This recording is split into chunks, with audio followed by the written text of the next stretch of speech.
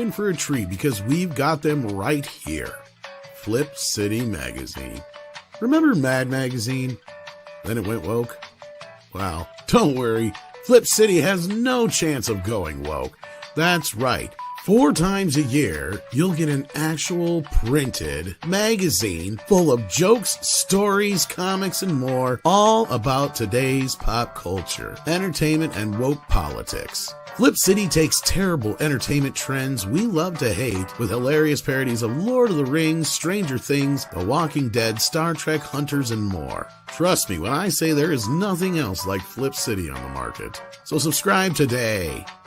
It will be delivered in print, or you can even get it digitally if you're one of those wacky Zoomers. Either way, follow our link and sign up today, and if you put in midnight, you get an extra 10% off. Check out Flip City Magazine today.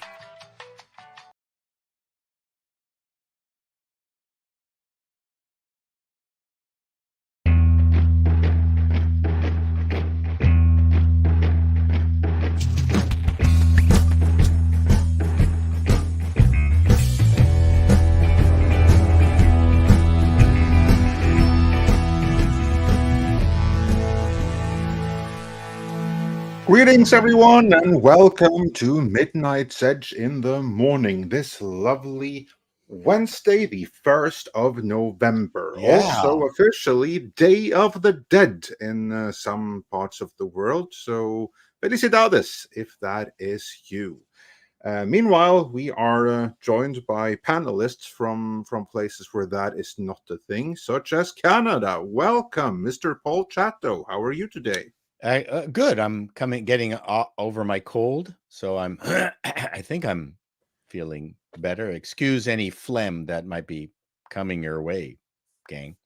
Well, luckily you have the opportunity to mute if that's true. Why bother? Where's the comedy in muting? Well, bodily functions are funny. At the right time and the right place, I can agree. Also joining us from the Great White North is Grip Doctor. How are you today? I'm staying warm in this 3-degree weather we're having. And moving south of the border, at least northernmost of them, we have Cultured Casino, so far representing America. How are you this day? I'm fantastic. This is All Saints Day. Welcome, everybody. Celebrate it. It's a great day to be alive. November 1st. All Saints Day, huh? Okay, so Day of the Dead one place and All Saints Day. Well, you can see how they would be related. Well, you don't become a saint until you're dead. Yeah, this is generally true. Yeah, you have to also do 3 miracles, I believe. I think it's down to 1 now. Well, that depends. I mean, if you've done enough for Christianity, they're willing to look through the fingers on the miracles. I mean, like for instance, in Norway, we have Saint Olaf and those 3 miracles. I mean, they were looking through their fingers, let's put it that way. But it did get a lot of people Christian. So, yeah. Well, Saint Olaf did invent putting Mentos into a Coke bottle. So that counts. Well, I think they did it 1,000 years ago, so good times, good times. And we also have Tom joining us soon enough. And with that, also greetings to everyone watching. We have a nice crowd already. We have almost 600 watching so far. So everyone, please smash that like and help share that we are indeed live already. We have Dr. Longdongler who sent us a super sticker. So yeah, everyone, smash that like for £1.99. Thank you so much, mate. Montaro has been a member for 16 months, and we're glad to have you. And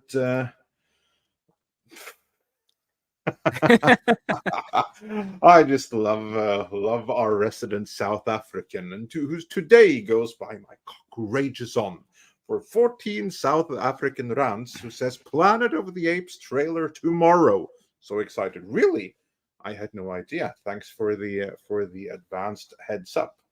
And then he also wondered, Andre, what did both Iger and Kennedy actually say?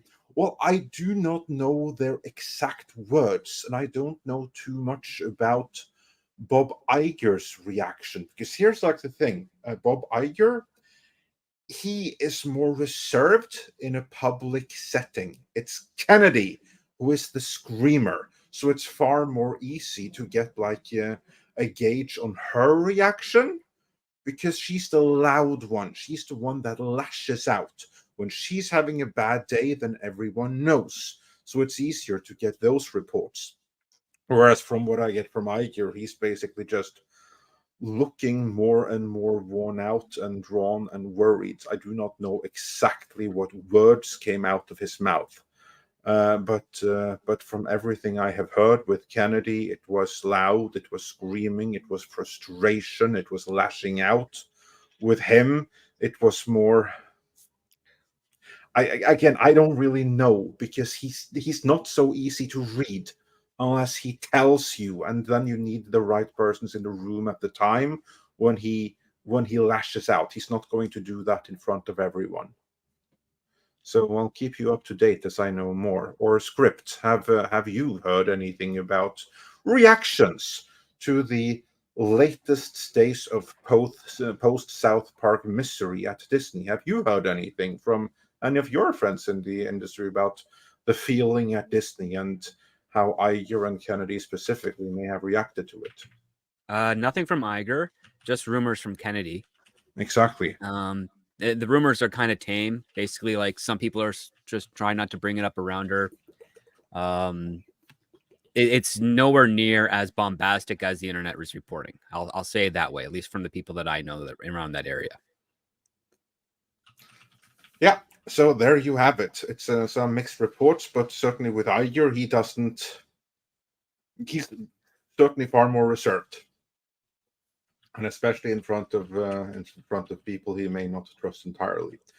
And we also got a super sticker from Darius Münchhausen, so thank you so much for that. He sent us a box of popcorn, and yeah, hold that popcorn ready, because we have quite the show lined up for you today. We have more news of Marvel misery, because now even Variety are doing feature pieces on how Marvel really is struggling and in trouble, and that there's panic behind the scenes. We have, of course, the indications that actually came from Culture Casino stream that is now getting some press inbounding into comics and more. About time. About how Don't give him Jay, too much when you go. the drunk 3PO, who's close to Gina Carano, give some hints that this thing right here ain't over. And then we also have some other news. We have another J.J. Abrams project that is confirmed not moving forward, and some more stuff. And we're also joined by Dracu. Tom, how are you feeling this day? Oh, shit, I forgot to take off my makeup. I'm having a Halloween hangover here. Hang on. There we go. Back to normal. All right. There we go. Yeah. I think the J.J. Abrams stuff is funny, because never in the history have people been thrilled when something doesn't go forward. When have we last celebrated something not going forward? I think this is hilarious. Every single time we learn of a Marvel or Star Wars project that's not happening. Yeah, that's the new era, and I think also that's Star how they Trek should 4. do it. Whenever we learn a Star Trek 4 is coming and not going forward, we celebrate that too. In general, whenever there's like a cool genre project we are threatened with, and it's not happening, most of the reaction is that of relief right now. That's where we've gotten. And I think that's where they should go. They should assemble the main people in charge of production and have a panel and go, we're very happy to announce we are not moving ahead with the next She-Hulk. Yeah. Yeah, and that actually would be very profitable, because when you look over at the DC side of things, the most profitable thing they did was to cancel Batgirl. You know what? Because that was a project that failed to lose them hundreds of millions, like all the other stuff that they did release has done, and will continue to do. I think we've just come up with my next sketch that I'm going to be doing. Thanks. The Hollywood announcement showcase of things not going forward. Yeah, the not moving ahead Disney panel. Don't You know worry, what? you won't have to suffer through another scream. We Yeah, I hope. think that's. You know what? Oh my gosh, this is funny. That's a sketch that kind of writes itself, because does. you remember when Kevin Feige, he had this MCU book, which we're about to cover, what that referred to as Kevin Feige Con, when he did like his Phase 3 announcement, when he announced the 2 Infinity Wars movies and everyone were so excited and stuff. The only way that he could get that kind of excitement again is if he does a new one. He talks about all the stuff that is no longer happening, so you don't need to worry about it. That would be pretty sweet. Also, there you go. There you go. Thanks, guys. Yeah.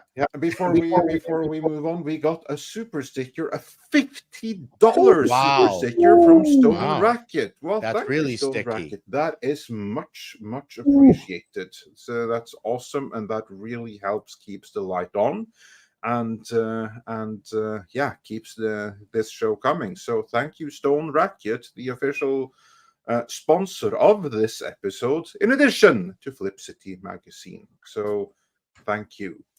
And Ryan also sent us another 20 euros saying, I love Gina, but what's the point of attacking Kennedy, aside from a cathartic exercise? Kennedy unfortunately won. Yeah, that's what we call a Pyrrhic victory. She'll walk away with a fat bank account regardless. Those are valid points, and we will get to them shortly here. But before we do, we have some main topics to get into. But before then, Tom, have you seen any good movies lately?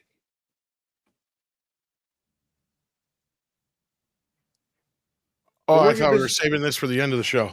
Yeah, well, we can do it now. I think. No, that's fine. Yeah, I watched that new Perot movie last night, The Haunting in Venice. Yeah. And what the hell were these guys thinking with the advertising campaign, man? This is it was probably the best of the trilogy so far, and that none of those trailers represented what this movie was. I agree, and let alone the posters. Like, what was the thing with the flippy animated like light thing? I forget what those are called, the carousel thing, the zoetropes or whatever you call them. Like, none of that had anything to do with the movie, and that was most of the trailers. I'm like, sure, there was like the first teaser trailer was kind of neat to have this idea of, oh, it's a haunting movie. Nope, we got you. It's actually a Perot movie. Okay, that's fine. You do that for the teaser trailer, but none of the other trailers let you know what this movie was, right? And to me, I thought it was one of the better handled of the three so far. I think you said you liked it too, Andre. I did. I really enjoyed it, and the more I think about it, the more I liked it. And I mean, I did not care for the second one so much. I thought the first one was okay, sans a few woke brownie points they punched in there for no good reason, and a few other things they changed for no good reason. Because that one's probably the Murder on the Orient Express is probably the one I'm most familiar with. But this one I was really surprised. I mean, first of all, I was surprised they picked this story to go with for a third film. This is not one of the more well-known of the Perot films. But the cast, I was surprised by how much I actually liked most of the cast. And you mean Poirot? Yes, he is that means how you say it? Poirot. Poirot, sorry. Poirot, sorry. Yeah, I'm from Wisconsin. We don't know how to pronounce shit. And I wasn't trying to be an asshole. I was just trying to think. No. I'm sorry. I do that all the time. It's just I thought it was Wisconsin accent. I thought it was Periodot. I thought it was Peritit. Yeah, but to be clear, we are talking about Poirot, not Ross Perot. No. Yeah, He's Belgian. Can I finish? Finish. But, I'm going to watch it then. I'm looking forward to it. Nobody remembers the Ross Perot bit? No. Yeah. The movie is now out on VAD, so it'll be easy for you to watch it. You know what would be cool, Paul? What? If you could before you see the movies, could you watch all the trailers in the order they came out? Okay. Teaser, trailer 1, trailer 2, and just like note down what were your initial thoughts, and then watch the movie and put on your executive hat and say something about how you feel the marketers felt about it, or how they did their job, because it would be very interesting to hear this from from a network executive's Sure. perspective, because from my point of Mhm. view, A Haunting in Venice represents the most stunning failure in marketing I have seen for quite some time. I mean, they spent money. I'm not saying that they shortchanged the money. I'm not saying that they can defend everything they did, but I think it was really misguided because most people have no idea that this is a Poirot movie. Yeah, because remember when I brought it up, what was it, like 6 months ago, I think it was Yeah, now? something like that. And I'm like, I'm sitting here and I see this trailer and I didn't realize it until after the fact. I'm like, we got a third one coming, and you're like, wait, there's a third one coming? And I showed you the trailer, and then moved along a few months later, and the second trailer come out very, very much like the first trailer. And I'm like, they're selling this like an Exorcist / Amityville / Conjuring movie, whatever you want to call it.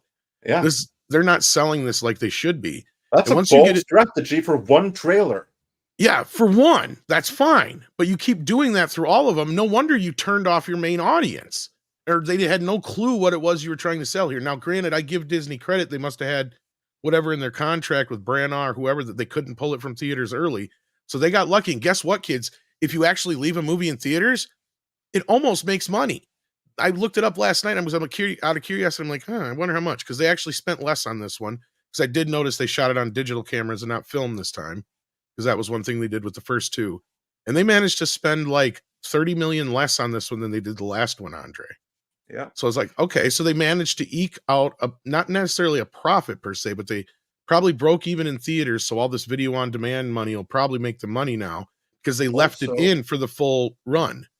Also, it has actually had some very decent legs, suggesting fairly decent word of mouth. Well, I think that's because people are finally realizing what it is, Andre. Yeah. That's what I'm thinking too. So I know that not everyone here has seen it, and those that have seen it didn't always enjoy it. We have other panelists here who famously did not like it, but I enjoyed this movie. I think that 2023 has been a really good year for movies, Disney excluded. And well, this is technically a Disney movie. That's the fucked up part. I know. And here's like the thing, that their Haunting movie, the one that's just called like The Haunting, I like that one too. Wait, is it called The Haunting? I don't know. I'm not sure which one you're talking about. about. The Haunted Mansion. Oh, the Haunted Mansion. The Haunted Mansion. Yeah, that was good too. I tried watching that the other day. Here's my issue with that. It was so dark, you can't see anything that's going on. I quit watching it at the first. I'm like, I got high definition, 4K HD, everything's cranked up. Like, I can't see a fucking thing. I shut it off. I'm like, how did you see this in theaters? Because this is so dark and dingy. Like, it's just, you can't see anything. Oh, I thought that was just my shitty theater, but I guess not. No. It's the way it's shot, man. It is shot like, and they put this filter over it to make it even darker. It's like, well, I cranked everything up. That saves on CGI. CGI, yeah. It's funny because I heard somebody had said that to me about, because after I'd griped about, I remember if it was Spider-Man or one of them be in 4K looking dingy and cruddy like that. One of the guys I know that works close to special effects said that exact same thing. They're like, yeah, you know why they do that, right? I'm like, why? He goes, so they don't have to spend as much on the detail of the CGI. That would explain it. But because they're still doing all that in 2K. That's the other problem. Yeah, but we have plenty more. But anyway, I enjoyed the movie. I can recommend it. Let's move on. What do we got next? Yeah. We got one member chat. My gracious on has been a member for 10 months saying, wait, Tom, there were trailers? There you go. Also, Andre, I would have liked to know what Iger said to Backish, as you alluded to. This will be awkward at earnings. I don't know exactly what you are referring to here, so I have to get back to that. But basically, Iger is not to express. I got somebody else asking me this morning too. I think you alluded that we know what was said behind the scenes, but I'm not so sure if we know the exacts. No, we don't know the exact. Like, we got some general reactions. We heard rumors about that, but not any exact words as we covered. Yeah, we already covered that. So thanks for the member chat. And with that, let us move on. And the first topic today is going to be a little bit Marvel and Disney heavy as well, because that's where the news are these days. And the big one that we haven't spoken about just yet, but one that I certainly find interesting, is that we now have a new showrunner for Daredevil. Tom, I put the link in the private chat, if you can bring it up on screen. And meanwhile, this, of course, is about the Daredevil TV series, which famously fired its showrunners and, it's what passes for showrunner, basically its lead writer, because up until this point, Marvel doesn't have showrunner. They have writers, and then the show is ran by the producers, just like the movies, and that's part of the problem. But now, the headline in the Hollywood Reporter reads: Daredevil TV series lands new showrunner and new directors. Well, that's something of a misnomer, because for the first time it's landing a showrunner. It didn't have one before, not at Marvel. And the new creative team include Dario Scardapane, whose recent credits include Tom Clancy's Jack Ryan, as well as, and this is the more interesting bit, Marvel's Netflix show, The Punisher. So he has been working on that, and additionally, Justin Benson and Aaron Moorhead will be co-directing, and they have also directed a number of episodes in Loki Season 2. So this then are the new team heading up Daredevil. Now, I'm curious, the most important to me here aren't so much the directors, but the showrunner, Dario Scardapane. I don't know if I butchered that pronunciation, but script. Are you familiar with this gentleman? He has previously worked on The Punisher, but he wasn't a showrunner there. What were his contributions to The Punisher? And are you excited for what he can do to Daredevil? He's a contemporary. We started writing around the same time in the industry. I don't find him to be a very good writer personally. He wrote 4 episodes for The Punisher, 2 in the first season and 2 in the second season. I didn't think the Netflix Punisher was all that good. I thought the Punisher execution was far better in season 2 of Daredevil than what they gave us in the Netflix series. Hell yeah, applause. Hallelujah, brother. And so I'm just looking up here the details of it. So he wrote the 4th episode of season 1 called Resupply, and the 12th episode of season 1 called Home, which, if memory serves, they were not well received by Punisher fans. And then he did also One-Eye Jacks in season 2 and Collision Course in season 2. But he was primarily he got a producer credit on all 2 seasons of the series. And as he did also with Tom Clancy's Jack Ryan. I'm actually not a fan of the Amazon Jack Ryan series. I think it's not as good as the films in any way or regard, but that's just my personal taste. I don't think this is really a great move for Marvel. Excuse me. Yeah, no, absolutely. Sorry, just choking on a cough here. We'll take a minute to choke and then recover from the choking. While we hear what culture. This shit makes me want to choke too. Well, I think we all landed here eventually with the idea that it would be lovely if they had, actual writers and showrunners and, separated them into, different job categories. We also would appreciate that they actually hire good people with, quality work behind them. It doesn't sound like I didn't get the full takeaway what script is going to say, but, I really did enjoy the Punisher series, but I'm maybe one of the few people that did. Over on Netflix, and as long as somebody is writing with purpose and is keeping it within the framework of the street level characters that they're writing, I think there's an opportunity here. But I think the most welcome news is the fact that they're going back to a traditional television model, and that gives them a lot of room to course correct between episodes or as they put episodes together. So. To me, that's even as important as having a new showrunner and writer and all of that. Mr. Chato, former network executive. Marvel were approaching the TV series the same way they were approaching their films, which is probably why they just feel like extended movies with a bunch of filler. Are you first and foremost happy with them now going the more traditional TV route? And secondly, based on what script is saying, how excited are you for this particular showrunner? I say it's a move in the right direction. First of all, I've always been an advocate of streaming to behave more like a traditional network in terms of how they execute their shows. I'm tired of these slow moving arcs. And even if you have an overarching arc, like in Lucifer, complete a story every single episode. Like, how hard is that to do? And I've been advocating for that for a long time, as you know, because I'm an old guard network guy. As far as these guys are concerned, you know what? They're, I mean, I don't know them. At least they can finish a script, which to me is an achievement in of itself. And you know, there is the hanging over this show the miracle of its fourth season. And I cannot think that unless you're an idiot, you're feeling the pressure of the first season of Daredevil and everybody's reaction to it. So if these two guys have any balls, they're going to try to go back to that and give us that same feeling and sensibility.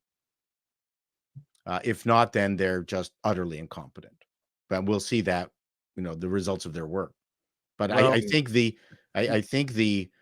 pressure to try to duplicate at the very least and best that first season is an interesting challenge. yeah, and the challenge was that before, that was something Kevin Feige tried to move as far away from as possible. They bragged about how different it was going to be from the Netflix series, which never made sense to me, because Nope, that's made sense generally to no only one. something you do when you're talking about something something that is disliked. But here they were bragging about moving away from what may be one of the single most popular, well-received Marvel productions ever made. But what they do say in this article is that this tonally is going to go a little bit closer to Netflix again, and certainly bringing people from the Netflix iteration, even though it was the Punisher rather than Daredevil, suggests that this is where they're going. Although I do get a feeling that this is scraping the bottom of the Well, barrel I mean, there is hope, because I believe the Netflix season 1 of Daredevil was produced and mostly written by an ex-J.J. Abrams acolyte. Yeah, but he evidently went by his. Are you talking about Jeff Loeb? No. He's talking about Stephen S. DeKnight. Oh, DeKnight, It's yeah. also from Joss Whedon's group too. He did Buffy more so. Yeah. So I have a theory here. I think this is what happened, and I'm not so sure this has anything more to do with than they shot like 4 episodes, maybe 3, and going off of what we've said in the past here, right? Like what you guys were just saying is they would generally write these, shoot these like a movie, and then edit them down. And in fact, we know that's what they do, because they ended up editing out one complete episode for pacing reasons for what on one of the last shows. So that tells us flat out that's all they do is they shoot this stuff, then they cut it up into sections. I think what they did this time, as opposed to the times before, is they shot a few episodes, put together some rough cuts, and they probably did some test screenings. And you know what I think happened was all those people in the test screenings are going like, why is this different? Why is this not like the original series? What did you change this for? Why doesn't this feel like the original series? Where'd this character go? They were probably very confused. And when you're sitting here telling me they're going back to the original tone of the original series and all these reshoots and starting from ground up, that's what I think is going to happen here. Because there's no way Kevin Feige would actually go and get the people who actually made the show. Oh, he tried. He tried. He tried and failed. I thought half of them didn't even want to come back, and the other half he didn't want anything to do with or whatever, because he wants to put his stamp on it. Was the whole point. You answered your own question right there. But yeah, script. I'm sure that now when you have gotten been done choking and recovered from it, and you heard what the rest of us have to say, take it from here. Are they Okay. scraping the bottom of the barrel with these directors, and are they really trying to go back to Netflix? If so, could Tommy write, and what might have caused that? Okay, so the That was directors all are at the same irrelevant. time. Take it Yeah. in your own pace. Okay, the directors are irrelevant at this point. Yeah, I They agreed. They it doesn't are matter. zeros on the Screw the left. directors. It's TV. It's streaming. I don't care if they just go on set and point the camera in the right direction, say action and cut. They've done their job. So what you might not know is that Dario Scarta-Payne was a former journalist, Hollywood journalist, commentator, reporter. That's the type of tone and method you're going to get when it comes to how he's going to direct, or sorry, lead along this series. Is going to be coming from that perspective. So don't hold your breath that this is going to be good. Second of all, this is really just a soft reconciliation of trying to have your cake and eat it too by plucking the only writer who has not had a very good career in the industry out from a show that has a successful association with a better show to help write your show. That's also bad. It would be much more impressive if Feige got either an experienced showrunner, or someone else who's never worked in Marvel before but has executed well either legal drama or mystery genre to come and do this series. He didn't do that. So any hopes that you have on this thing are going to be thin. Listen, we could be blown away by a change of course and direction from this. You never know. Dario might have something in there, but this is the guy that wrote Memory, which is a very forgettable movie with Liam Neeson. He's not. I'll just put it this way: he was very lucky to get the jobs that he has, and he should be very lucky he has this one. And if he can knock it out of the park, great. Everybody wins from that part. But the history and the pattern of his executions would say that's not going to be the case. I think he is going to be part of the continued problem over at Disney Marvel, where he's going to be told what to do. He's going to do it as an assignment gig. He's going to turn in his scripts. And so far as I know, Disney Marvel has still said that they are going to be writing the scripts and shooting it all at once and then releasing it normally. They're not going to the TV model for their streaming service. So it's still going to have a lot of the same problems there where things aren't going to be properly tested. The only reason that they were able to get to this point was due to the actor strike. They needed to occupy and pay the people that they were working on. They thought they could get ahead of that by cutting together episodes, taking a look at them, and refining things in the post-production side of the department, so that ideally, when the actor strike was resolved, they could resume filming and not miss too much of a gap when it came to distributing the episodes. They were they basically got to benefit off the actor strike and see that they had a bomb on their hands, and now they're basically, instead of hiring someone that can actually defuse a bomb, they hired an electrician who has experience repairing clocks to come in and defuse this bomb. That's essentially what they've done. So I don't know what's going to happen at this point. It's they picked a writer who is hungry for work, which is great for them. It means that they're going to try and put some stuff forward, but it's Disney, which means that it's an assignment job. Kevin Feige is going to tell him what each episode is going to be about. This writer is going to execute it the way that he is going to make Feige happy. And whether or not that's going to resonate the audience is the only thing up in the air. But the pattern would suggest it's not going to hit as hard as the Netflix series, and nor is it going to be anywhere near similar to the tone or execution as the Netflix series. But don't get me wrong, Marvel Studios, the trades, they will push as much as they can to say, yes, this is just a continuation of the Netflix series. Don't pay no attention to the different title, the different costume, the foreign tone of the character. We're still telling you it's connected to the Netflix series because we really, really want you to come and watch this season. That's what they're going to say. Well, the one problem is Disney's edict with regards to violence. I would be surprised if they would allow the hallway fight scene at Disney. Well, they better. But they won't. They're going to do it, but it's going to shocked. be a tamer version of it. Well, like the Tamer fight scene that was with She-Hulk and Daredevil. Yeah. That was Yeah. like cartoony horrible. You can see even better fight scenes inside the Disney parks themselves a lot now. Yes. You don't have to actually True. watch any of this. Just go to I've seen a lady on a scooter run over another lady who just got off her scooter. I had never seen something like that. I mean, again, I think the Disney antics within the parks are something that might be even more entertaining than They should have a park cam episode.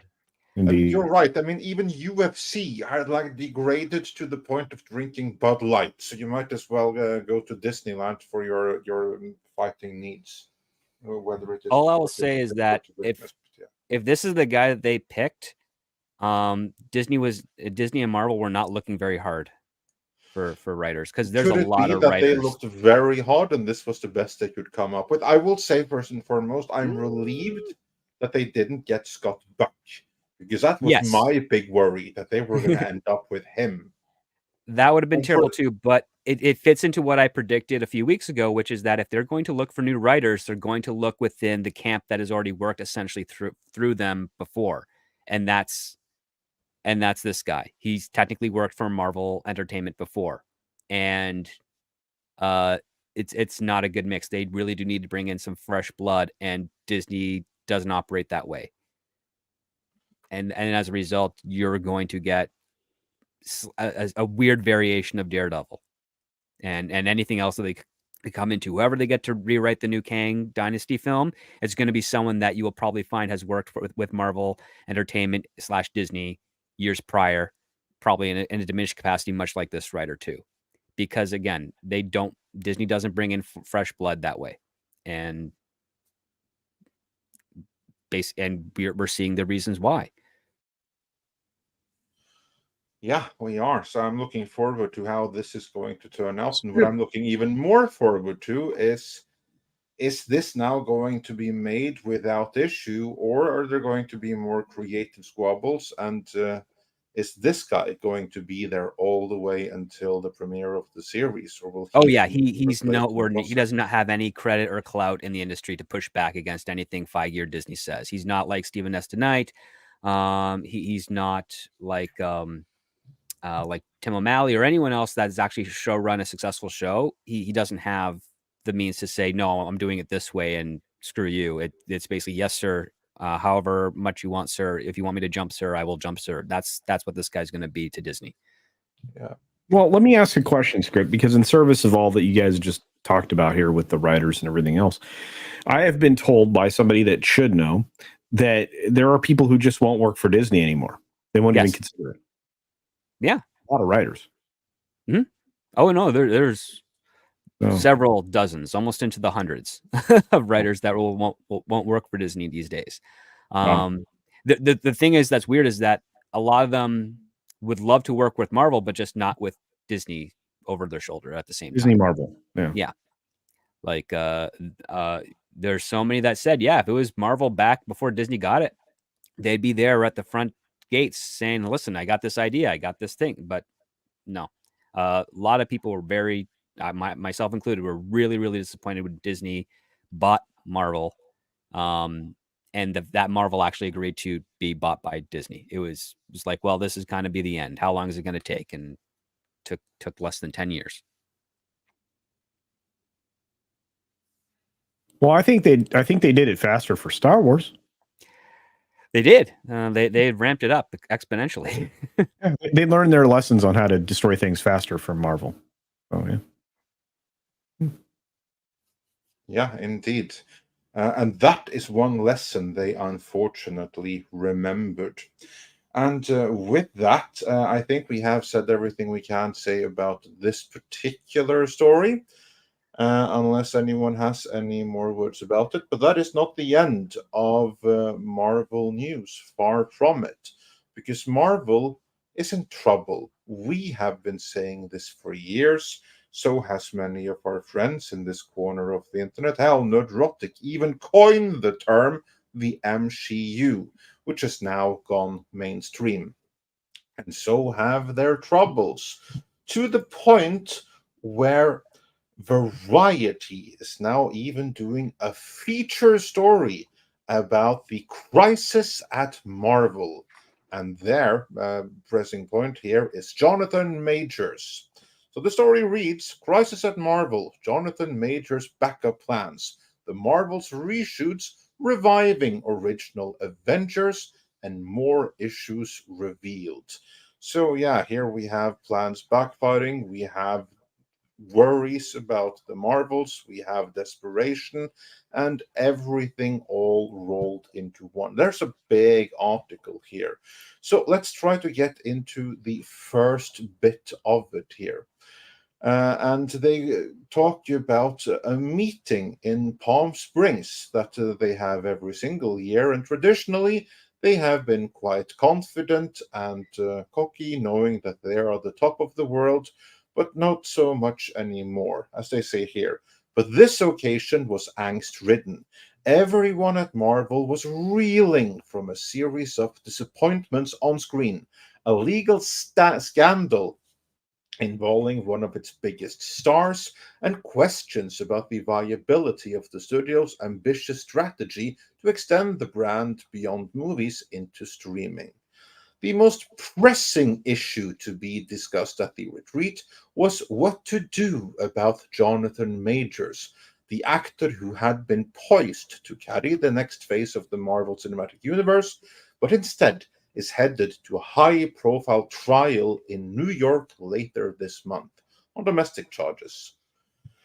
The actor insists that he's the victim, but the damage to his reputation and the chance he could lose the case has forced Marvel to reconsider its plans to center the next phase of its interlocking slate of sequels, spin-offs, and series around Major's villainous character, Kang the Conqueror.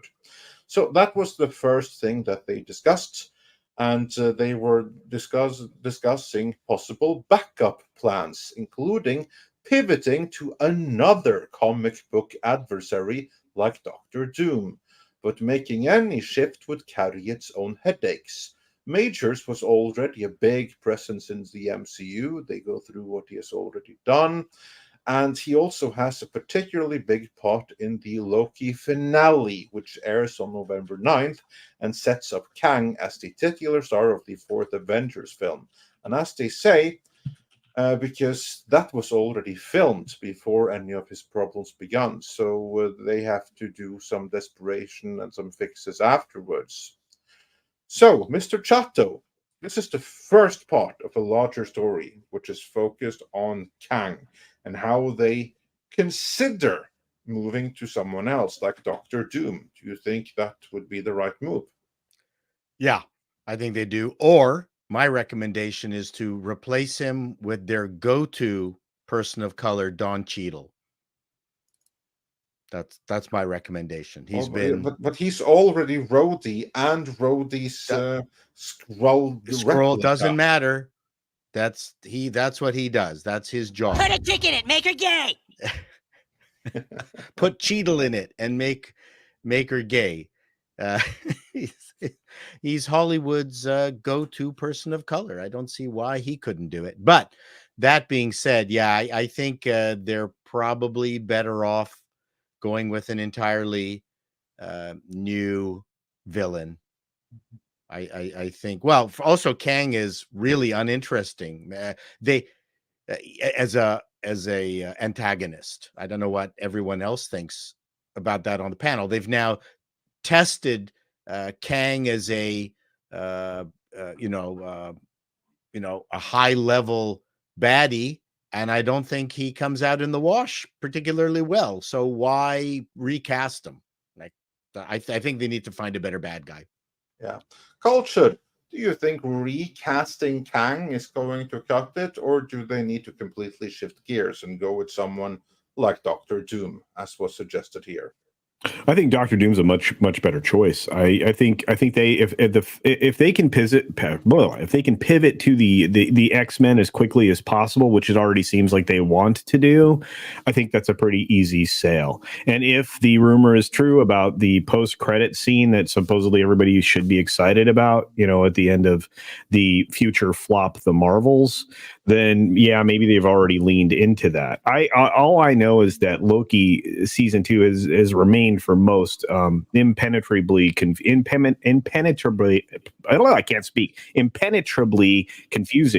and kind of lacking for any gravitas or interest for a lot of people. I made it. I quit after the second episode. It was that terrible.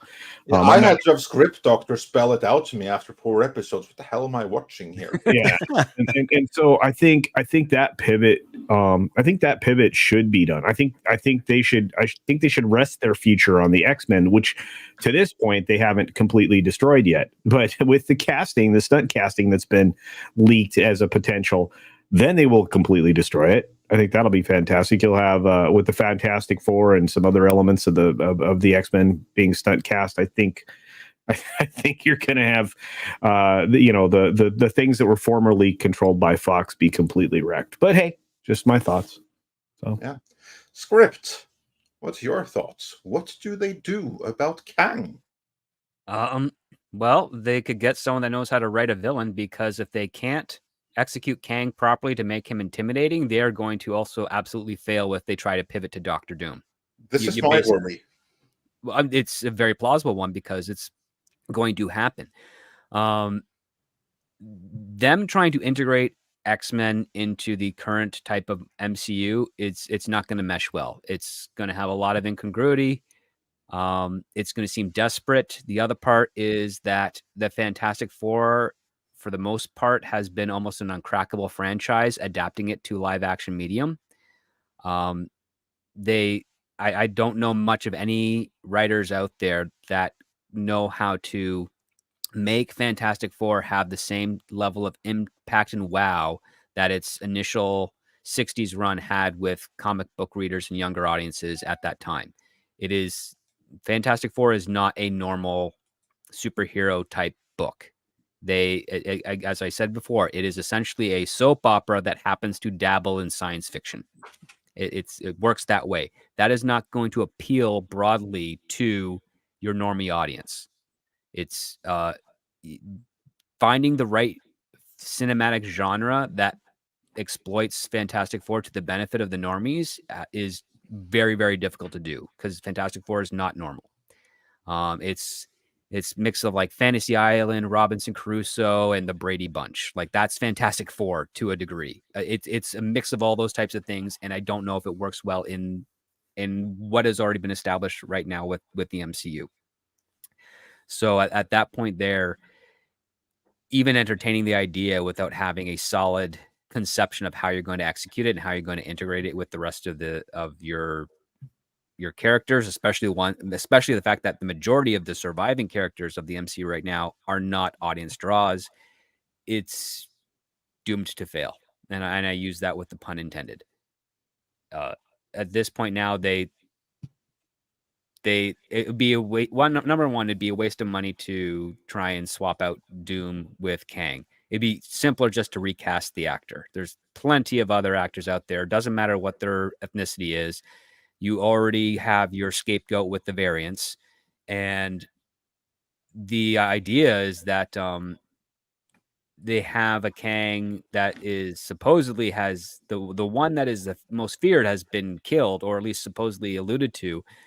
But you can, because you have that multiverse, because you have those variants, you can always bring in another one. And if you can find the right writer, the right director to actually make him intimidating and formidable, then you can kind of salvage at least the one project where you introduce him. But I would say that project has to be the end project as well. Like, if you're going to salvage the character of Kang and make him intimidating, it's also got to be his last story, because you've got to get out of this multiverse stuff and everything that's associated with it as soon as possible, because you have already, as multiple variety Hollywood Reporter and Deadline articles have said, the audience does not trust the brand anymore. And so if you want to make them trust the brand, you got to knock out at least one good movie and set up something that will make people excited for what's to come in the future. And I don't think the current team at Marvel right now is capable of doing that. Do you really think the multiverse arc has got to be completed? I'd rather tie it up and end it than to make it drag out, which it looks like I they're don't going to think be doing. anybody cares anymore. No, You I killed say Kang kill 3 it. times. Well, didn't he die in the last episode of again? Yes, he did. He died Victor again. Timely died. Leave Yep. him dead. He's done for. And at this point, that's where I'm at with this thing, because they're like, well, we're moving on. Well, then I'm halfway to I fucking knew it at this point, because I was one of the first to report that he was gone. Yeah, And but that there's tells coming me a that new they've- one. Yeah, that's there's what I'm other saying. variants of them. Yeah. This tells me that they're trying to find a way out of this, and that we're probably right that they did dump him way back when. Yeah. Problem is that Loki was already filmed before then, and moving on. Well, we with knew the that, article, yeah. Yeah, but here's a truly great quote from here. Listen to this. Marvel, this is a quote. Marvel is truly fucked with the whole Kang angle, says one top deal maker who has seen the final Loki episode. And they haven't had an opportunity to rewrite until very recently because of the WGA strike, but I don't see a path how they move forward with him, says one deal maker who remains anonymous. But apparently then, there's going to be a lot of Kang, and maybe we get this Kang superior in the end of Loki. So then they're going to have the problem with that. And then the article moves on to the Marvels, which they also admit is poised to underperform, which is Hollywood speak for it's going to bump. Well, and there's somewhere in this article where they talk about when CAA parted ways with him back when. It was before he was arrested, we found out in this article.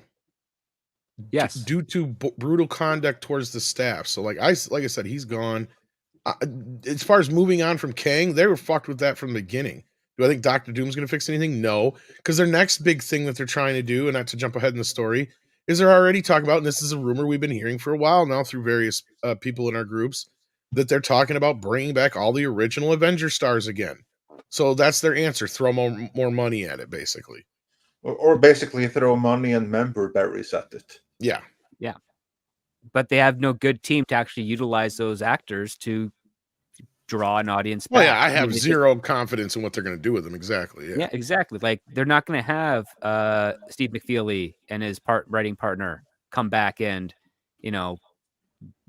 jazz up the MCU, because there's some of the writers that I don't think want to return to Disney Marvel now after they finished Endgame, and their quote is quite high still, and they're still writing partner working together on some various projects. They don't have time for Disney anymore, and they were the ones that kept kind of a lot of what was going on with the MCU in entertaining. They did the Captain America films. They did the better Avengers films, or at least the most profitable Avengers films, depending on your own tastes. But they're not around anymore. Yeah, this is a brain drain is a problem. But the article isn't done there. Tom, moving on, what other revelations are in this rather major piece? I don't know. That's the only things I really got. I didn't get through it all, this dropped this morning or whatever, so I haven't had a chance to really go through it all. It's a huge article. It's a big article, but yeah. Well, they addressed the VFX unionization, which Marvel VFX, which Disney really got upset by. They spoke about how the swapping of release dates for Ant-Man Quantumania and Ms. Marvel looks like it's going to hurt both films, because apparently Ant-Man had lost 4 months in post-production because of that initial swap. And then when Iger came back and they revamped it, they also had they talk about a number of digital effects that weren't properly rendered before the release date. The article also goes on to try and show that Marvel is trying to scapegoat Victoria Alonso for promoting her Oscar-nominated film as opposed to overseeing her responsibilities. But at the same time, they also allude to the fact that a lot of the problems stem higher than her. Some parts are responsible to Kevin Feige, but they also allude that it even went to management above Kevin Feige. So that would be them kind of pointing at Iger without saying Iger. Oh yeah, I think that Oscar thing was just as an excuse to get rid of her.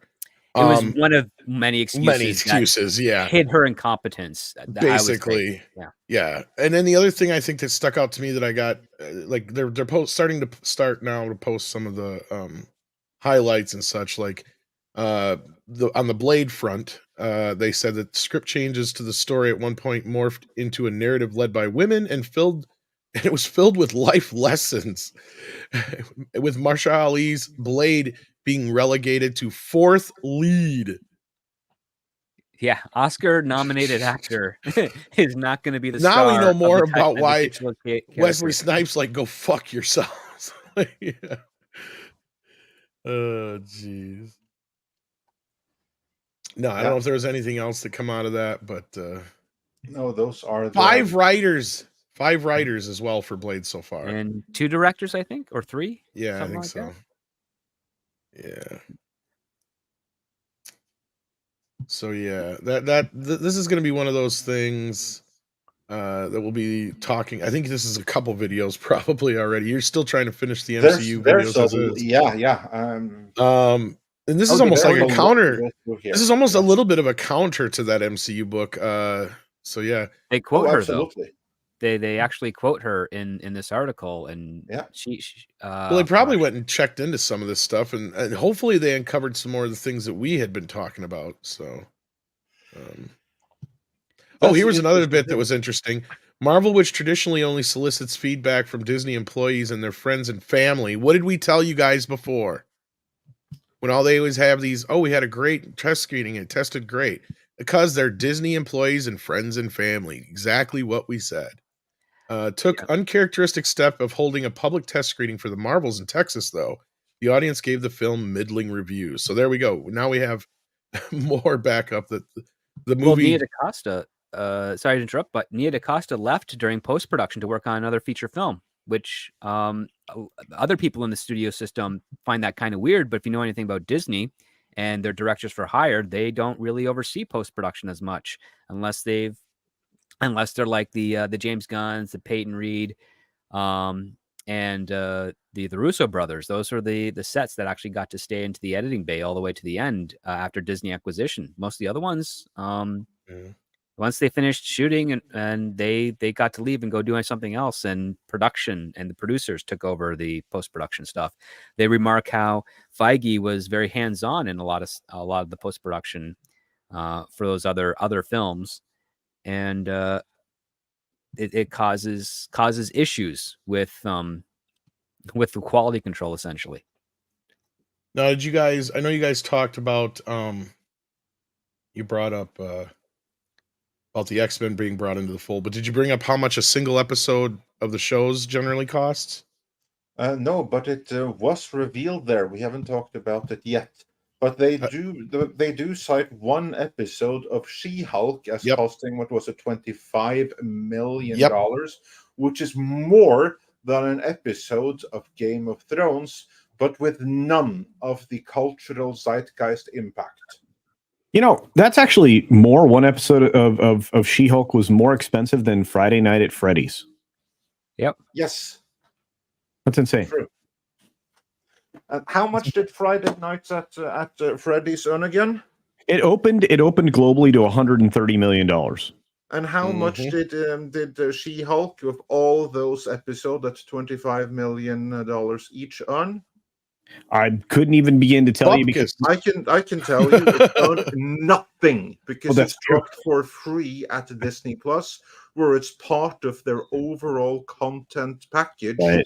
Which they offer to consumers, where it is one little part that's supposed to drive new subscriptions. But it didn't drive new subscriptions because subscriptions went down during that entire period. That means that every single episode that they spent $25 million on was $25 million down the drain. Or script. Is my math off here somewhere? No, I mean, it's very simplified, but it is basically a portion of that monthly subscription fee goes to the quote unquote profits of if any, of She-Hulk. And when you have such high expensive output, those profits diminish greatly, especially if the viewership isn't there, and especially if subscriber growth isn't consistent or growing. Well, it's fake profits. Yeah.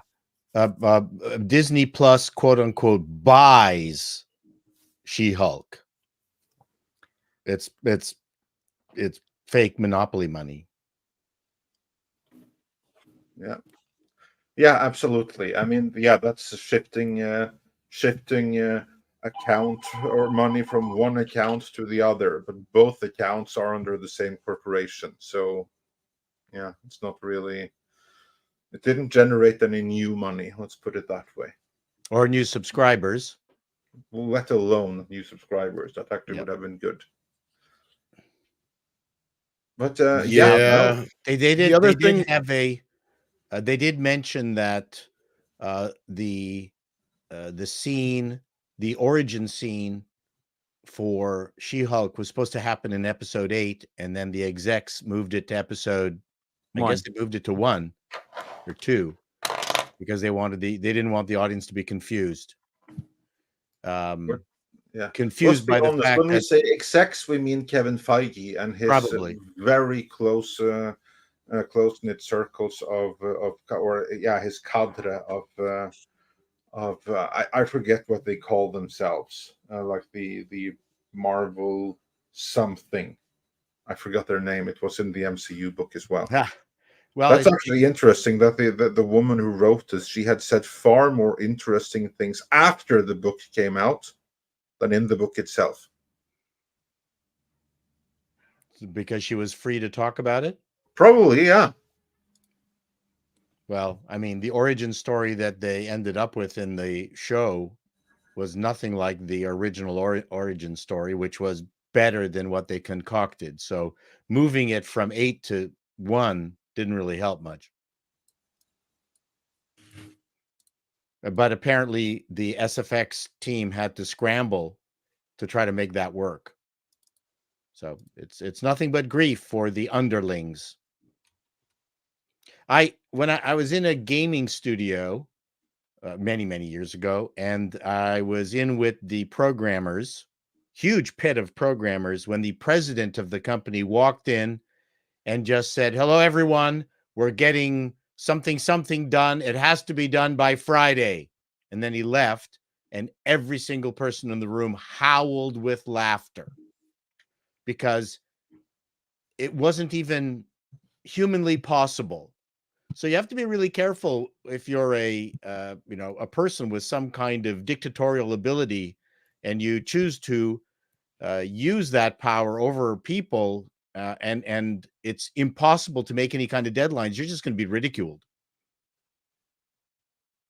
Indeed. And that is something that Marvel also is going to be upon the release of the Marvels in about a week here, because even this article is flat out stating that they're worried about how badly that movie is going to perform for them.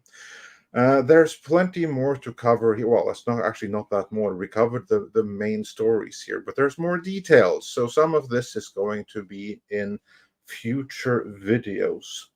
But for right now, let us move on to the next topic here. Should we maybe grab some super chats before we do that? We can do that. We can grab some super chats in the meantime. Well, before we your Muslim uncle has been a member for 30 months. Thank you for that. Markson117B says Olga of Kiev, the best saint. Her many miracles of many entire populations disappear, and she changed her faith to Christianity. So sainthood, yeah.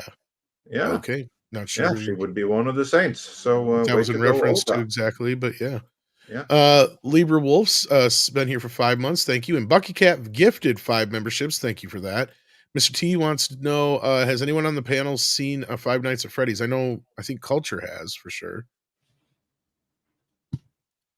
I have now watched through halfway through the film. I have not seen the whole film yet, but I love the video game series, and I'm loving the film. Sorry. I thought you did. My bad. No, yesterday was overwhelming. So no.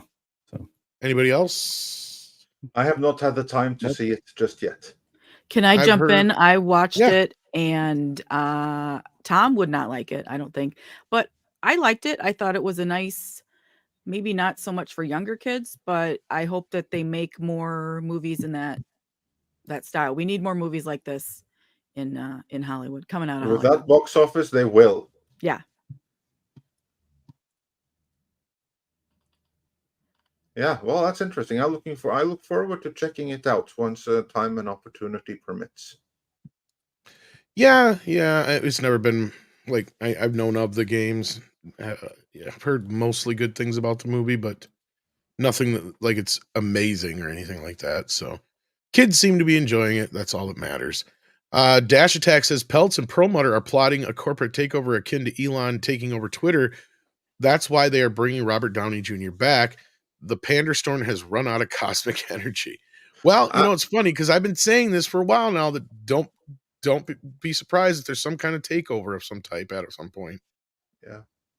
Yeah, that is the best hope for Marvel right now, I think, is Nelson Peltz launching a hostile takeover of the board. If he's able to get enough seats there, then some serious change may happen. Now, I do not think that this bringing Robert Downey Jr. back is something that Peltz has come up with. That is so desperate that Feige and his cronies were the ones that that seems like the most desperate thing. And that they did, that's a sign of pure desperation, because now they're desperate and they are not looking forward to the release of Marvels, not at all. I mean, that movie is close to 300 million. It has to 4 weeks of reshoots. That was the other thing that was in that article. Yeah. It has to make what, $700-800 million just to break even worldwide. But just keep this in mind. 4 weeks is almost an entire shoot. Yeah. In some cases. Like most movies don't shoot for much more than 2 months at the most. And that's like these big blockbusters, unless something's changed recently, script that I don't know about. Like 40-50 days is generally a movie shoot. 45 to 60 usually. Yeah. And that's including your second unit. So yeah, it's 4 weeks of reshoots is about half the film. Yeah, that is pretty extensive indeed. And but of course, for Marvel today, that is something of a tradition, right? They go and reshoot like it's like they told Victoria Alonso to hold their beer. Like, what is this? Oh, well, 4 weeks of reshoots. Let's go.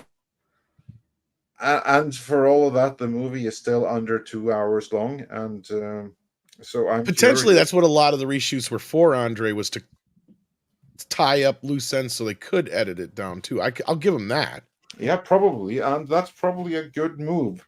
But a better one may be to just to scrap the whole fucking thing. That would have been the best move at all. But maybe there's some kind of contract that prevents that from happening.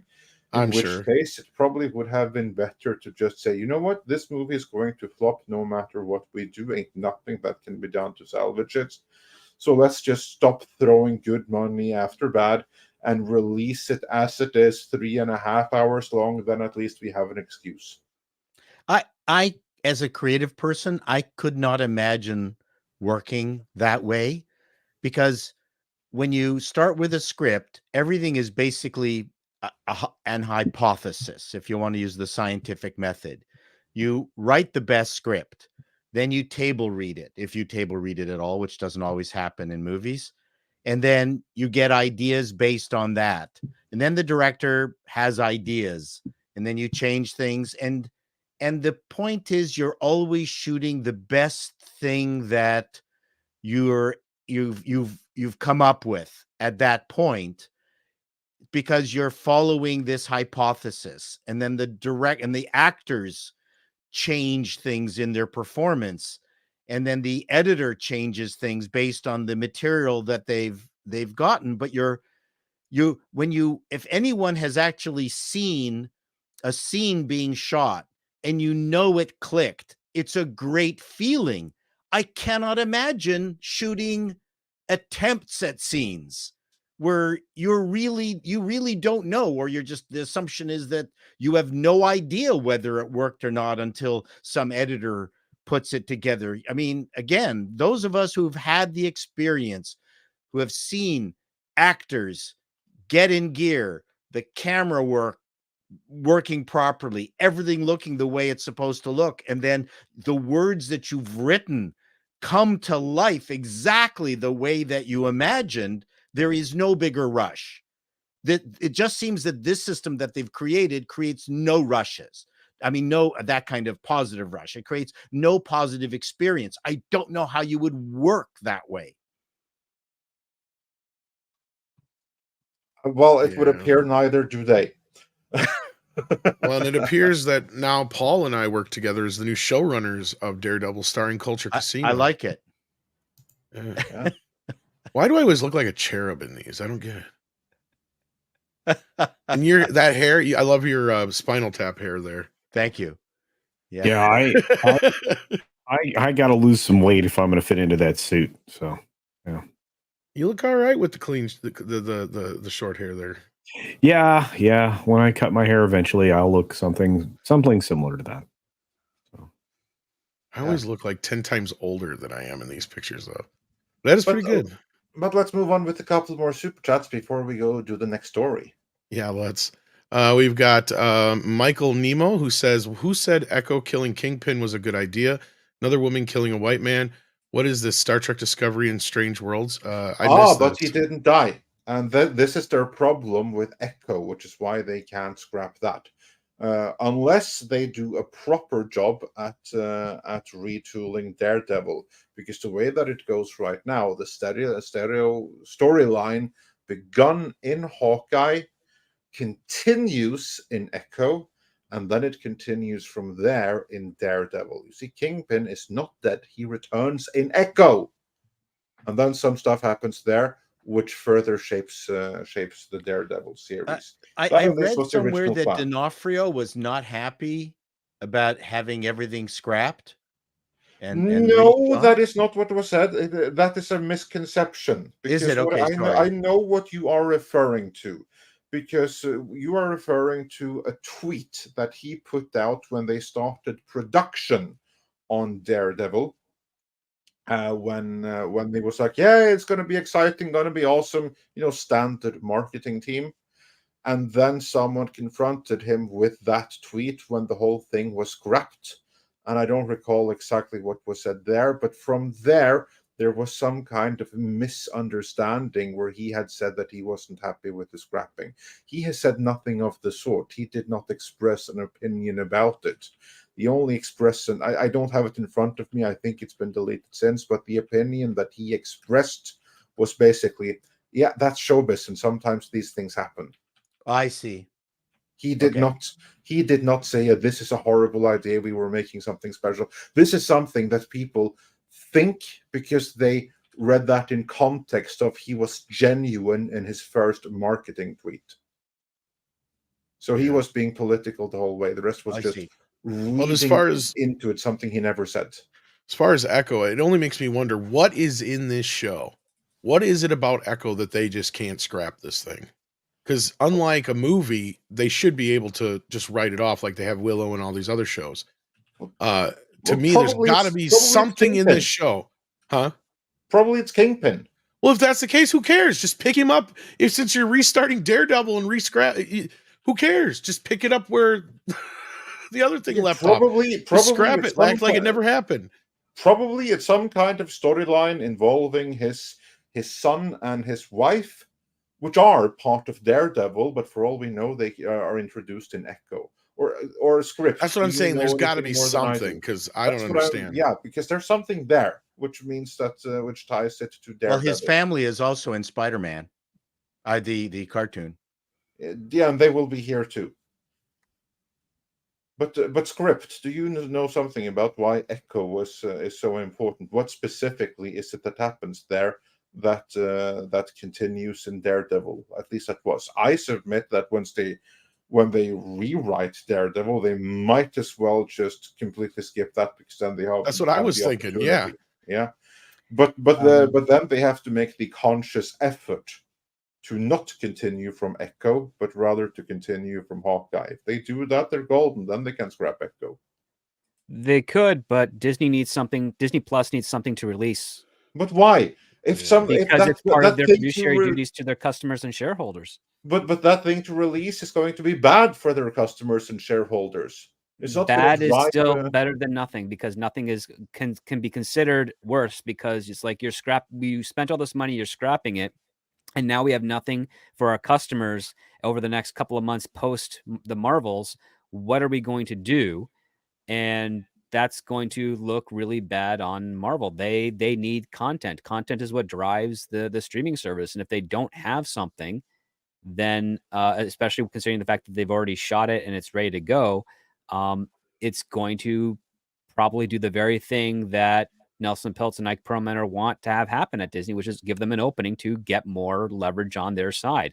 Now, they're going to get that regardless, but it would at least look better under Iger and co. that if they at least tried to put some content out there to maintain their output and also maintain the idea that they're actually producing stuff still, that works better politically for them within Hollywood. But right now, like, there's no reason for them to not put it out there. There's more reasons for them to put it out that work in their favor from their perspective than from the logical perspective of, yeah, just scrap it, grab whatever footage from that show where that explains why Kingpin is still alive and reincorporate that into the new Daredevil thing, and you're fine.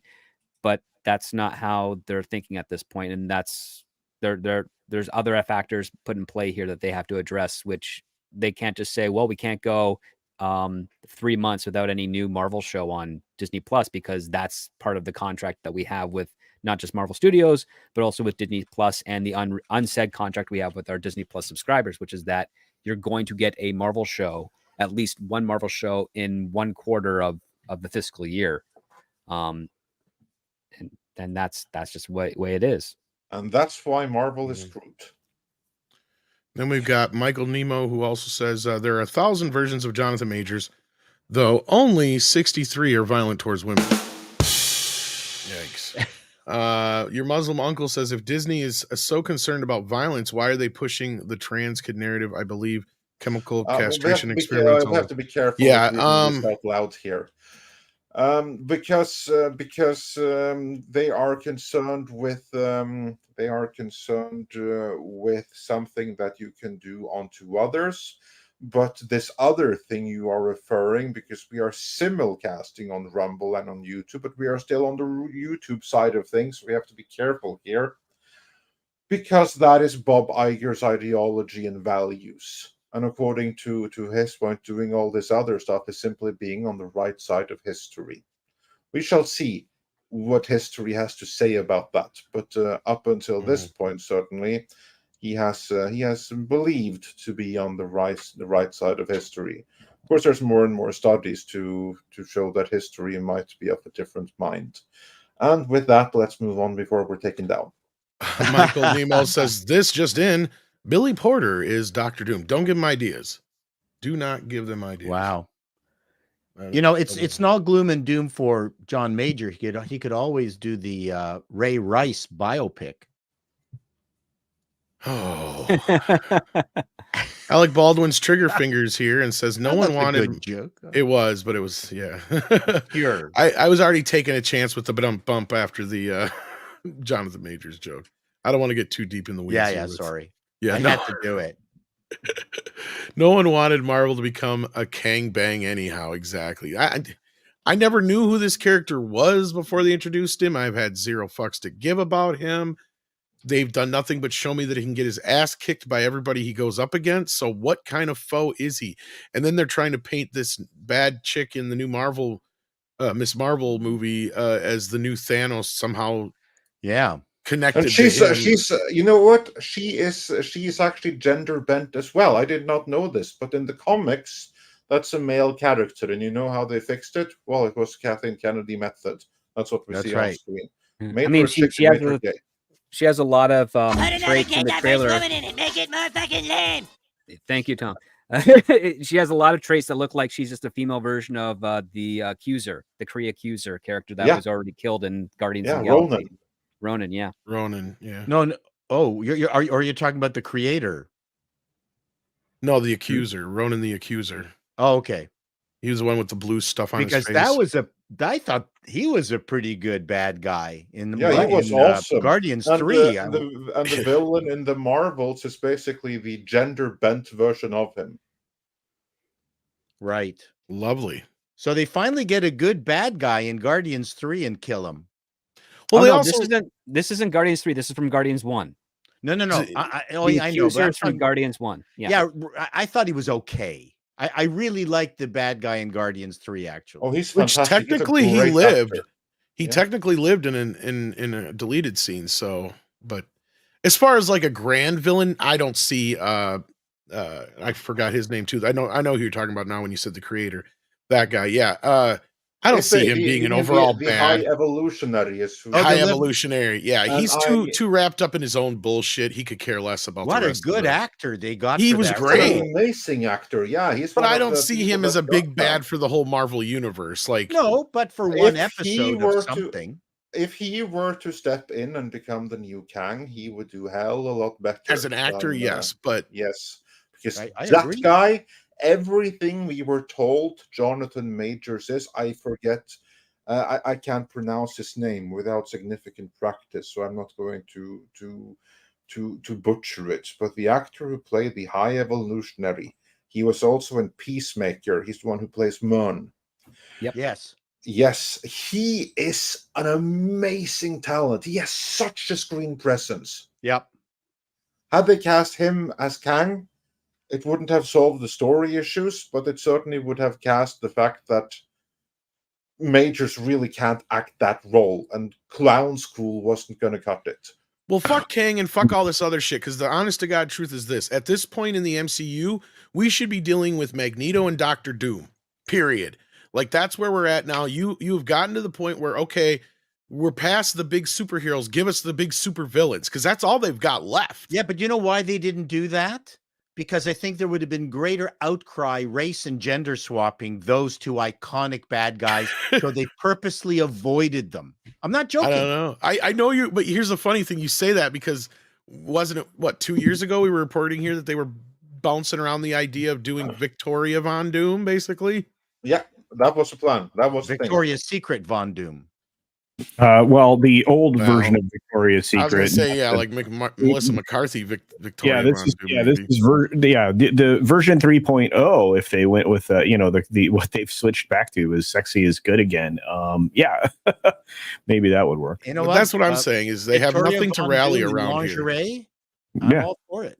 Me too.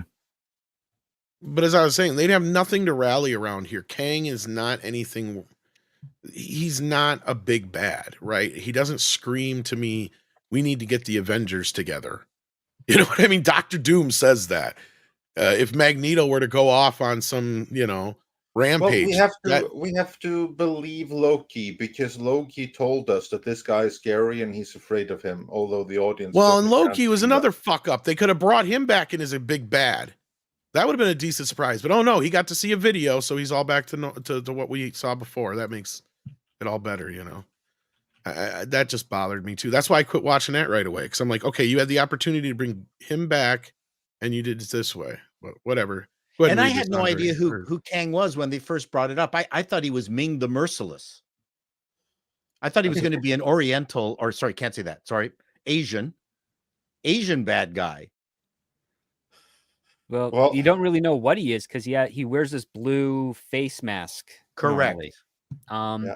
That's the thing. I don't read as many Marvel comics as many people, but I'm the only one on this panel that apparently knew Kang before Kang. You guys did. I was had- vaguely familiar with him. Vaguely. I thought he sucked, even in the comics. But I haven't always read found any of Thanos them. kind of sucked from the comics, but they did. I something loved interesting Thanos in with the him. comics. Oh no, I thought a guy simping for death was lame. No, but the stories by Jim Starlin, even Mhm. him aside, they were so good, and just those stories I thought were fantastic. But that aside, Chaos Sonic says for $5, don't count your chickens, as at this time they're going to screw Doctor Doom over and then kill him off as they kill off every villain. Yeah, we'll see what they do about that. And Chaos Sonic also says for $5, my biggest criticism with the MCU is they mostly kill off the villains, and this is before the MCU. Yeah, that's proud tradition at this point. And Daniel Bernard says for $5, I never thought I would long for the days of Josh Trank. Well, I don't think that the MCU is going to be hiring him for anything. But at this point, the Marvel movies are a little better than Fan4stick, which I still maintain is a big budget high school production. And Mr. Tickled says for $5 Canadian, keep hearing about Disney's bloated budget, but not about the big number of producers on projects. Possible the producers are pocketing Disney's cash. Script, these are severe accusations. What say you?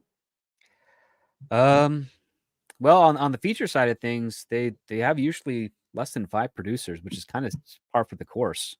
So I'm not sure about that. I'd actually take a look closer at their Disney Plus side of things. As for the bigger budgets, I think that comes down to improper spending, improper negotiations, probably having to pay out premiums, overloading post-production houses. Because one of the things that they were unionized, why they went union, was because even though they were getting paid a lot, it wasn't equivalent to what the hours they needed to work in order to hit their deadlines.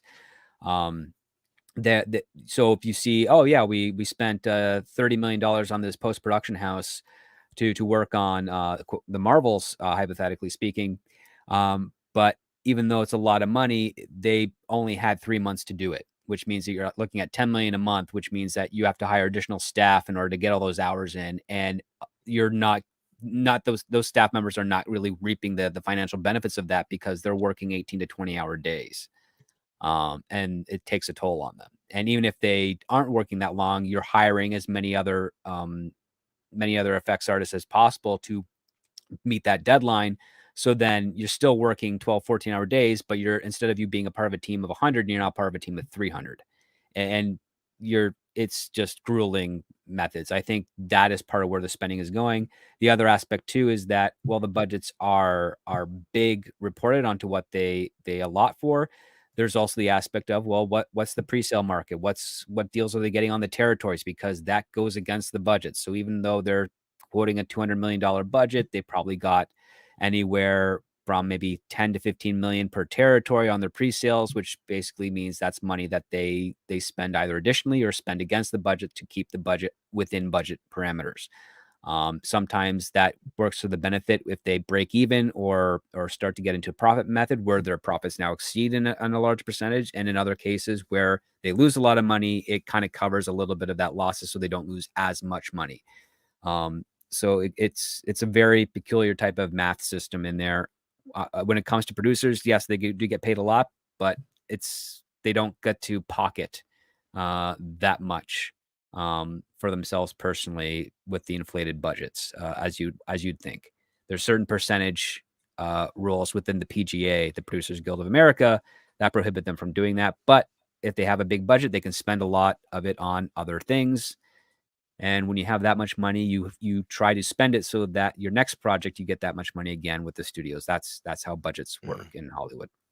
Well, speaking of people spending money, we got Jesus Davila, who sent in a $1.99 thumbs up. Hit that thumbs up if you haven't already. And we've got Chloe, who says, could you see someone remaking Oliver Stone's talk radio, Christian Slater's Pump Up the Volume, using the YouTube or podcast era as its backdrop? It's funny you asked this, Chloe. I was just thinking this the other day. I was like, how could you even make a movie like Pump Up the Volume now? Like, I just don't think it could resonate the same way. By shooting it on film? Well, that, but I mean, just the idea of what it was. Have you ever seen it before, Paul? Do you know what the movie is? No, I'm okay. Well, Pump Up the Volume, just real quick for those who have no clue what it is. The quick rundown of it is, and I believe talk radio is a similar plot. It's about this kid who runs a pirate radio station out of his basement. And like nowadays, I just don't think a pirate radio station would get the attention that it would have back then because of YouTube and podcasts and all that business. And that's just obviously it. I mean, that movie is one of the reasons why I'm here doing this, and that's the beauty of YouTube. Is even though, look, granted, we're not able to talk about everything we would like to or say everything we'd like to, but at the end of the day, our ability to be able to just plug in and broadcast all over the world to you guys is insane, and not have to go through all the FCC stuff. It is basically pirate radio, right? In a sense, yeah. So, like, in a way, like, I'm not so sure you could make that movie anymore. I don't know. Script, what do you think as a writer? And then I'd love to hear like Paul's take on that too. You can make it, but the thing is, you'd have to explore the massive amount of competition that the internet brings forward. I mean, essentially, pirate radio is YouTube, and you're competing with every other Yeah. YouTuber there is. And the only restrictions you have are whatever the YouTube terms of service are. So you've got drama there, but the problem is that who cares enough to see that fictionalized when you can actually just participate as an audience member to the real thing. Where's the angle? Where's the edge? Where's the reason why this needs to be made? It's not there yet. No one I can think of has come up with that part. That being said, there's nothing stopping one to write a screenplay about a fictional service called Tuber Use, where an individual has a channel that has exploded, and then the powers that be within the corporate structure of Tuber Use tries to throttle them to begin with, and then so in other words, it's a biopic of us. Yeah, I mean, you could do that. There's nothing stopping a screenplay from exerting the notion that this individual is huge, along the lines of Joe Rogan. You just create a Joe Rogan-ish kind of character, and you say this person is, Rogan Joe, and which no one will guess who I'm talking about. Oh, of course not. And you just assert that, and you could make that tube you. Yeah, there you go. Well, the only downside of that, Paul, and I get your idea and I like it. I'm not saying it's a good idea. I'm just saying it could be written that way. The downside is, unlike with Pump Up the Volume and other pirate radio situations, is that's the whole kind of gimmick, is they can't shut them down as long as they can't find them, right? Like in the YouTube world or the TubeU world, they have so much control they can just shut them down. Sure, of course, that's true. So, like, I mean, you have some drama there. I know what you mean. But you lose that, like, the whole third act of Pump Up the Volume is them basically running around town with the transmitter so the FCC can't find them. Like, that's kind of part of the action of that whole business. But no, I get you. You guys could probably write it. Will it be as exciting, though? I don't know. But with that, speaking of exciting, we got some more news to talk about. Isn't that right, Andre? There was some exciting news on the X's or the Twitters. I can't say X. It just doesn't roll with anything. No, it's difficult. Reacting and stuff like that. I don't know what the hell Elon was thinking. Reacting? Well, the reposts. That's what they're shown as. Yeah. But anyway, this is a story that you will find on Bounding into Comics, which alludes to that Kathleen Kennedy may not be out of the woods just yet, even if she is about to retire from Lucasfilm any day now. We still have an issue or she still has an issue of her past. Maybe coming up to haunt her, because apparently, as we said in our previous video, there is some lines of evidence suggesting that she may not be the nicest of individuals to work around. She apparently can be a little bit emotional, a little bit vindictive. This is something that Gina Carano felt. But as was alluded to in Bounding into Comics, Tom, can you bring that story up? I don't have the link. I don't have this one I'll here. find it here. I got Gina reacts to this one. Yeah, but that's not the one we're talking about. I didn't think so. Right now. Yeah. But I got the link is now in the private chat. All right. So you can bring that up from there. Rumor, nuclear bomb full of emails and notes detailing Kathleen Kennedy and Lucasfilm Story Group's disgusting behavior to be released. And the ultimate source of this is actually J, Drunk 3PO, who appeared on Late Night Culture, where he dropped some nuggets. Now, of course, Late Night Culture is an awesome stream that you should be checking out anyway. But since we have the host of it here, Cultured Casino, why don't you take it away? What was it that Drunk 3PO said when he attended your stream? Well, I think the thing that's most important here, and it's highlighted in this article, or at least this part about what Jay was talking about, and you can see the last hour and 20 minutes of the show, hour and a half of the show, and find everything that Jay said. But I think what they're pointing to is the fact that there is a treasure trove of documentation, emails, and other types of information that has been collected, and you'll actually find that he was very clear that this is waiting for a moment to fall. And I think we're probably going to see that sometime in the near future. The things that were passed around, the emails, the text messages, apparently, and it's been pretty clear that Gina does document all of her social media stuff and like that. But this was maybe even an assertion, as is indicated in the article and in Jay's comments, that it wasn't necessarily Gina that was going to provide this mountain of evidence of misbehavior that we could look forward to.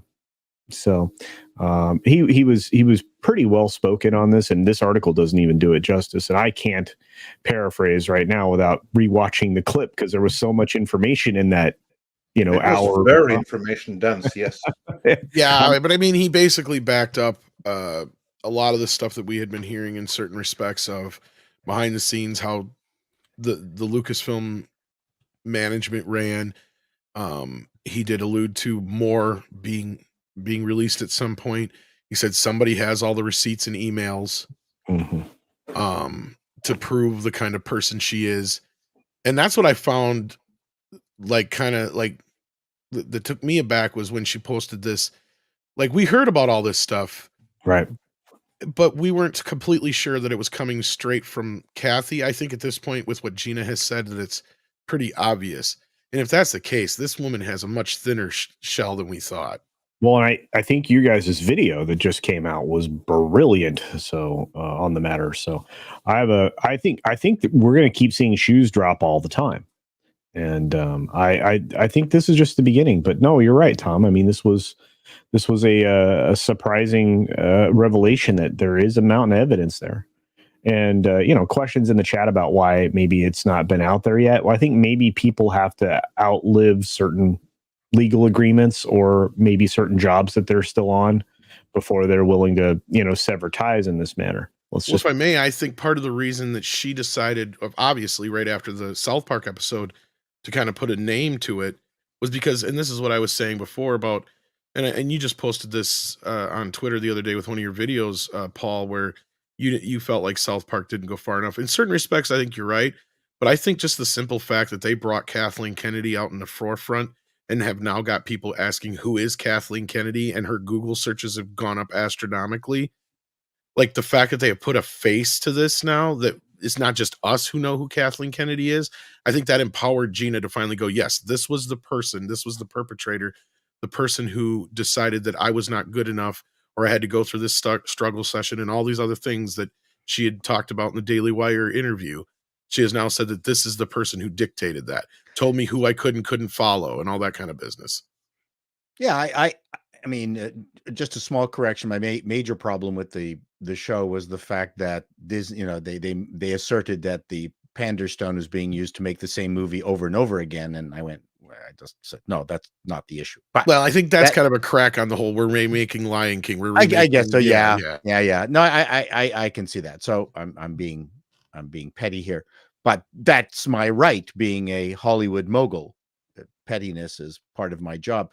And everything that's been attributed to her, I think you could attribute it to 99% of the people in Hollywood. So I'm not shocked. I mean, this isn't, oh my God, this is a complete shock. It just sounds to me like, this is how Hollywood works. I think it's true. The point that you're making, the mere fact that they have caricaturized her, and those of us on the internet in YouTube land are now going to keep using that caricature. That is the most punishing thing that you can do, I think, to an individual. Yeah. She's now a cartoon character. She has an avatar, and not a particularly flattering avatar. She has two avatars, even one worse than the other. Yeah, the Eric Cartman avatar. and her avatar. In some sense, I think the fact that they nailed her so well as the regular caricature of her, I think that would probably make her angrier than pretty much anything else. Probably, because the other one you can dismiss as obvious satire, but when you have the other one too, and this one is being conflated with like make it gayer and suckier and put another diverse woman in it. I mean, Put another gay diverse woman in it. Make it motherfucking lame. Yeah, I mean that's basically her catchphrase right there. That's her MO. That's what she stands for. Over the past decade, I can see that being enough. You don't have to list a litany of failures. This alone will be a problem for her. Or yeah, I can tell what this is. Basically, everything that she has done for diversity and representation, and it's all undone by that one clip. By those 3 seconds, it's undone. Well, and people keep saying, well, you guys don't realize the own it is for you YouTubers. It's like, no, that own is only for those YouTubers who talk about woke shit and woke shit only and nothing else. Because if you're offended by that, then maybe you're part of the problem, right? Not to sound like them, but it's like, really, if you talk about more than just that, then you should have a problem. Yeah, we talk about it too. Is some of it aimed at us? Absolutely. But guess what? I can take a fucking joke. You know? And also, people are missing. If you took a pee break at 2 minutes in that episode, 2 strategic minutes, you wouldn't have gotten any of that at all.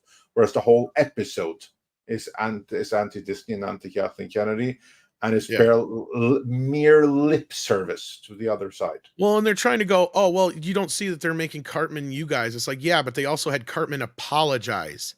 You don't realize that, do you? It's like, you're not even seeing this whole thing at the bigger picture here. Plus, he apologized to her, but she still admitted she did it. They tried to make it out like they created each other. No. She admitted that Disney used the Pander Stone first, and it wasn't working. So she used it more and more and more. And so the letters started coming more and more and more. So yes, the buildup was there, but they're still overlooking the fact that they already had the problem to begin with, right?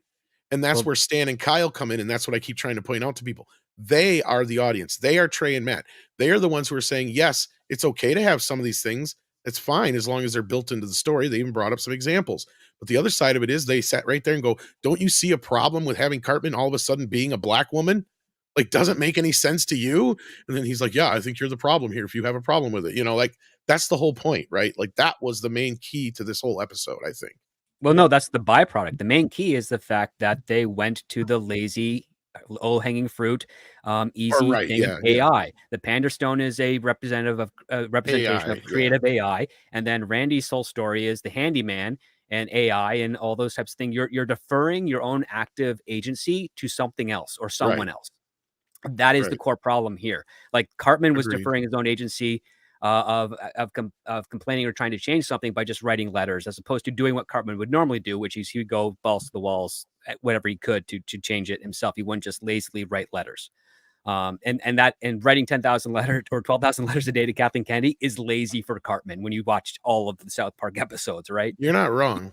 The other aspect too, and I think this is where they also really missed the boat, is that when you take a look at the South Park characters in the Panderverse, their dialogue is almost identical to how they are in the normal things. Like Kenny is still talking about how that girl he likes has great knockers in both versions. And that's why he keeps telling her that the one kid's gonna fart on her. Yeah, and the same thing with Kyle and Cartman. The black Cartman is almost identical to the other black Cartman. The only time they kind of get close to that is the uncharacteristic body image required by the patriarchy. Like that's as close as you get. The only other thing is she's racist only towards white people.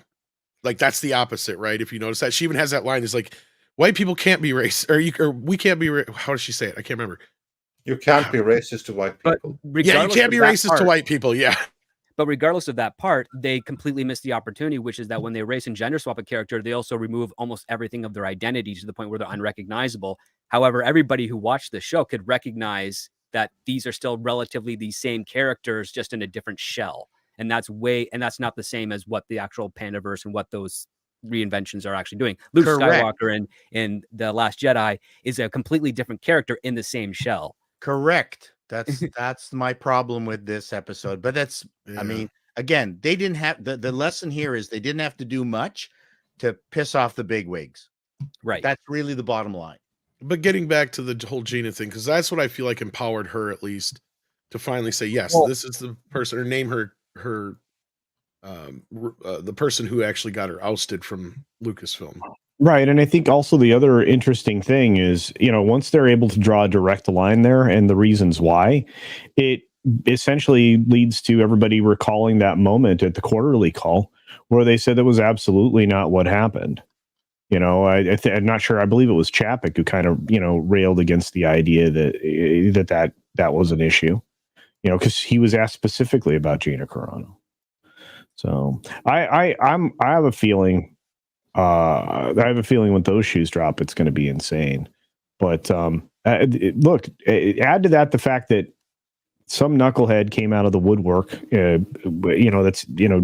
Jay talks about during the clip, but we all saw it on Twitter as well. That kind of went at her, and she clapped right back in an even stronger manner. I have to say her series of tweets have been rather brilliant. So. Some people would suggest that it's too much, but Well, I mean, look, the first two tweets, the first one, now I could see where some people are like, why are you even giving oxygen to this asshat? The second guy, right? The guy that she responded to, or the second tweet, I should say, the guy that she responded to. I see where people are coming from with that, but I think that she also used that as an opportunity to go a little more in depth in what had happened. And that one is the longer of the two. And Andre did suggest in his video we dropped yesterday, you do read it. Because there is a lot of stuff in there.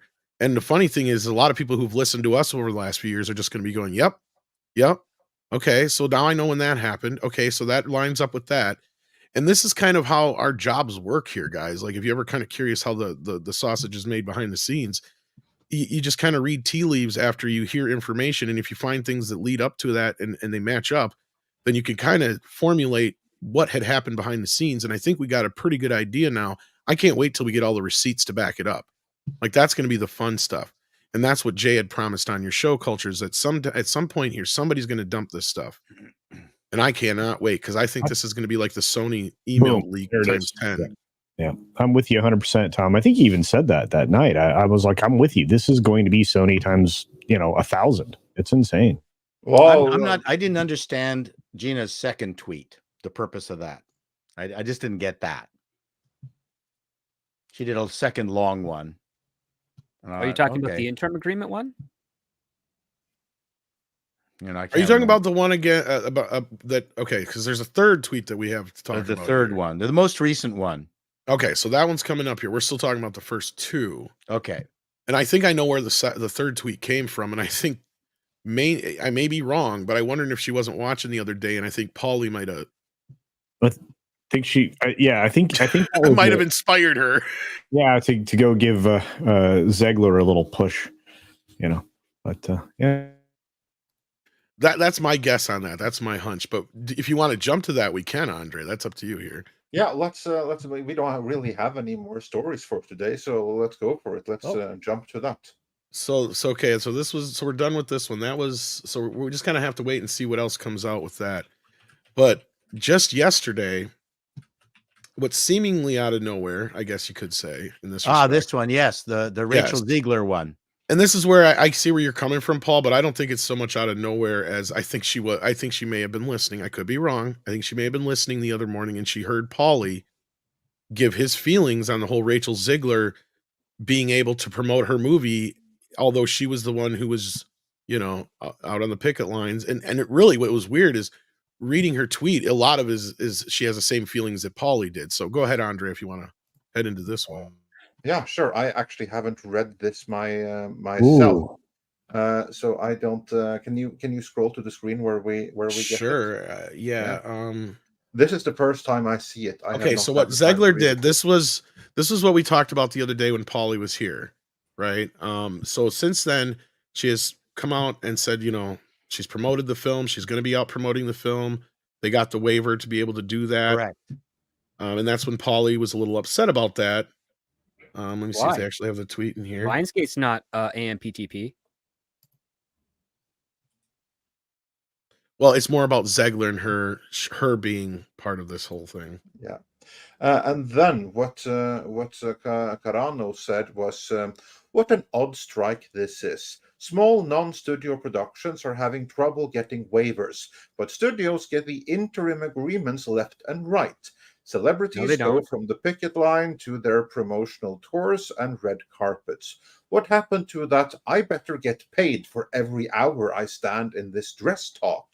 Meanwhile, the people who are actually suffering are the crews and actors not a part of studio projects or in the group to get their waivers granted. The ones whose money will run out quicker, the ones who are having to pick up second line of work. The ones who will be controlled a whole lot easier once the strike ends, based off of desperation to work. Think that was by accident. Maybe they should have granted waivers to all the non-studio productions, keep people working, and halt all studio productions if they really wanted to make a difference and reach a faster agreement. Who is this strike really intended to hurt again? Better make a deal quick. People are starting to note this. I'm sure it'll be in favor of all the right people, and all the right people will pat themselves on the back on an excellent deal and months of suffering well worth the wait. At least while you're at it, you could throw into the agreement that it will never again be permitted to allow any productions to force inject poison, I mean experimental jabs, into people's bodies in the name of science ever again. Because that in itself wasn't something big enough to have had a huge strike over. The hypocrisy is palpable. The system is rigged and littered with posers. Art is free, creativity is your rebellion. You don't need permission to do, and then I don't know what's left because I don't see it on screen. To do that. Yeah. So yeah, I think she was kind of inspired by Polly. I could be wrong, but Well, she's wrong about the first two things she wrote. Which Lionsgate's are? not a struck company. It's an independent production, co-owned by Canada and the United States. A lot of independent productions that are not part of the big five that are being struck against have released interim agreements. I don't know where she's saying these big studios are allowing interim agreements for. Well, probably because Lionsgate is thought of as a mini major. It's not a But major it's not part studio, of the struck but, companies. That's the problem. yeah. Like if she's SEG, she should know this. And getting into the entire jab business, now we've gone into a whole nother realm. And I Yeah, thought, but then again, it was one of the main industries where people were forced to do but it. it's she's now what's it, straw manning. Okay, what did this have to do with the core issue? She's bringing her politics in, and I thought, okay, the first letter, okay, that was kind of neat. The second one, okay, that's valid. Now she's decided that she's going to open up her own political. Is she going to join the Daily Wire as a political commentator? I don't know. This is a completely weird direction, and yeah, I'm pretty sure Hollywood doesn't want to work with her at all. I mean, anyway, I mean, she's probably persona non grata.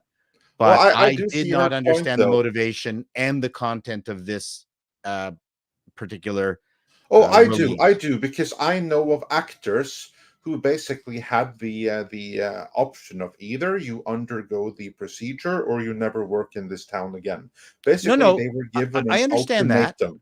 I understand that, but And that's her objection is, why in the strike, why is that not a topic that you do not get to do this again? Because as it is right now, there's no rule that says that that can't be done again. There's no rule in SAG-AFTRA that says if your employer says that you must do this thing to your body, then you have no option to say no and retain your career. It's either your career or obey.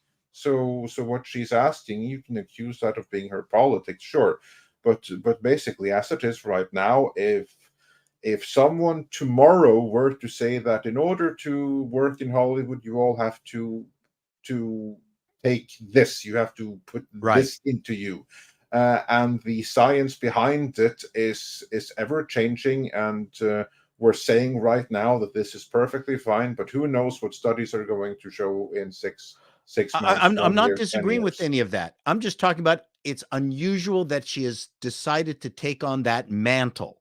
That's all I'm saying. Yeah, and I see that point, but and I see hers as well, because I don't see many actors apart from those that no longer have careers because they decided to put their health in ahead of their career, or their personal choice ahead of their career. So same difference. Yeah, I guess. Same difference. So yeah, but yeah, I can see why many would see this one as a little bit more ranty. Yeah, that's all. I went, yeah, well, she's I can say if she was starting a podcast for Hollywood political commentary, then that's what this sounded like. It's just okay. What's her game? She was plan? also politicized out of the industry. I mean, Yeah. unless that's what you're just saying. Yeah, But yeah, and did she have any notion of getting back? I don't think so necessarily. I mean, you got to keep in mind she was never an in-demand actress. That's true. Yeah, she was never an in-demand actress. Jon Favreau wrote the role of Cara Dune specifically for her because he knew her. So he tailored the whole character around her and what she knew that she could do. It wasn't that this was a character and they went through some kind of casting process. No, like in his mind, I'm writing this role for Gina Carano, and that's why we're even talking about her. But she never had a Hollywood career really to begin with, other than a cameo here and there. She was And she beginning probably- a John Cena arc, is what she was doing. Yeah, and she was probably, without Jon Favreau, she was probably not going to go anywhere further than Triple H. Like, don't say she was going on a John Cena arc. More likely, she was going on a Triple H arc. well, and Paul, this is where you ask to triple who, and I say, yeah, exactly. Triple who? Yeah, sorry, I was going to, but I tried to pretend I knew what you were talking about, so I would sound wrestler. intelligent. Yeah. and well, somebody who could basically, probably he's, wrestle is Paulie. How you doing? Yeah. Hey, Paulie. Hey guys, can you hear me? Yeah. You can. Okay, good. How's it going? What's up? Hey, Paulie. panel? What's up, Script? Paul Hey. Chato? We's here, buddy. Paul, oh, look at how handsome you are. You look good in green. Thank you. I have my new lighting and camera working. So. Really? It's moody. Calm down there. So yeah, we were what's up? talking about the whole Gina going after Zeigler a bit and commenting on the whole interim agreement deal. Interim. Did I say it wrong? I'm sorry. Interior. Yes. I like the interior. Sounds like some sort of strange metal. Right. You is. should trademark that. Actually, come up with a fix for metal. Interium? Interium. It's better than unobtainium. Unobtainium is a real thing used in engineering. Where I they like don't that. have an idea what Interium. that material is going to be made out of. No, but that's a great Yeah. title for a movie. The Interium. Yeah. I like it. Wow. Very John. Hey, we were Wick. talking about those agreements. Write it, kid. Get a script out. Do it, kid. Do Done. it now. The Interium. The interior. I love your idea, Script. You're a good kid. I don't have a script, but I have a title. The Interium. That's the Like way it? Hollywood used to work. I know. Now Now give me get a over couple here, Chris. million bucks. Now get over here. Call Chris Gore. I want him to rub my feet. And it stars Sharon Stone without panties.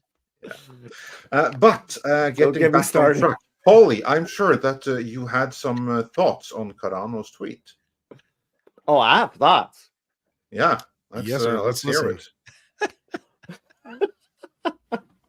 And do you think that she may have been listening to you? Hell yeah, she was listening to. I mean, like word for word. I mean, listen, she's a very smart lady, and I would think that if she was listening to us, she looks like she took some notes down, because everything that she brought up is points that I brought up on my Monday rant with you guys. You know, and all this does up until Monday, really, I have been supportive of Zeigler to a point with her, with her talent and some of the things she says, but that's it, man. That's it. You were playing activist actor on a picket line when you were interviewed by Entertainment Tonight.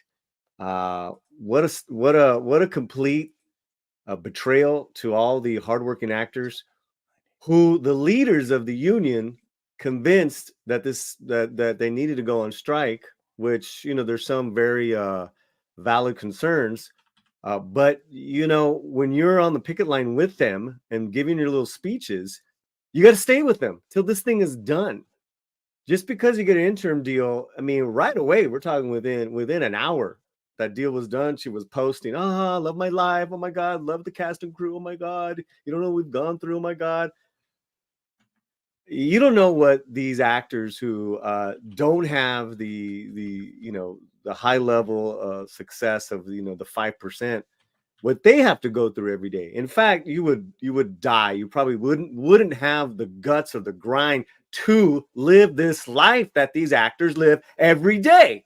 And every day they gotta hear shit from people that actors have this fairy tale life when they have 2 or 3 jobs to begin with, just so they can live to audition. And then maybe if they're lucky, they get a job. They get 1 or 2 jobs a year. And what do you know? That's called a career, guys. That's called a career. That's insane that you can call that a career and still have to pay into a union to take care of you. That is insane. But that is the calling that they decided to do. So when you spoke out, Zeigler, on those lines, on the picket lines in New York, I was actually in agreement with you because, I live with one who, lives that. And it's absolutely correct. From the smallest of small to the biggest of big needs to get paid accordingly in their residuals. So I was with that. Which Lionsgate agreed to. You're supposed to, as an actor striking or a writer striking, if they agree to your terms, you're supposed to reward them from that to show the studios that aren't agreeing to your terms that they're wrong. That's not my argument. But you're kind of framing it that way. If she's saying that she's not supposed to promote the movie that from Lionsgate. No, my point is that the hypocrisy of it all.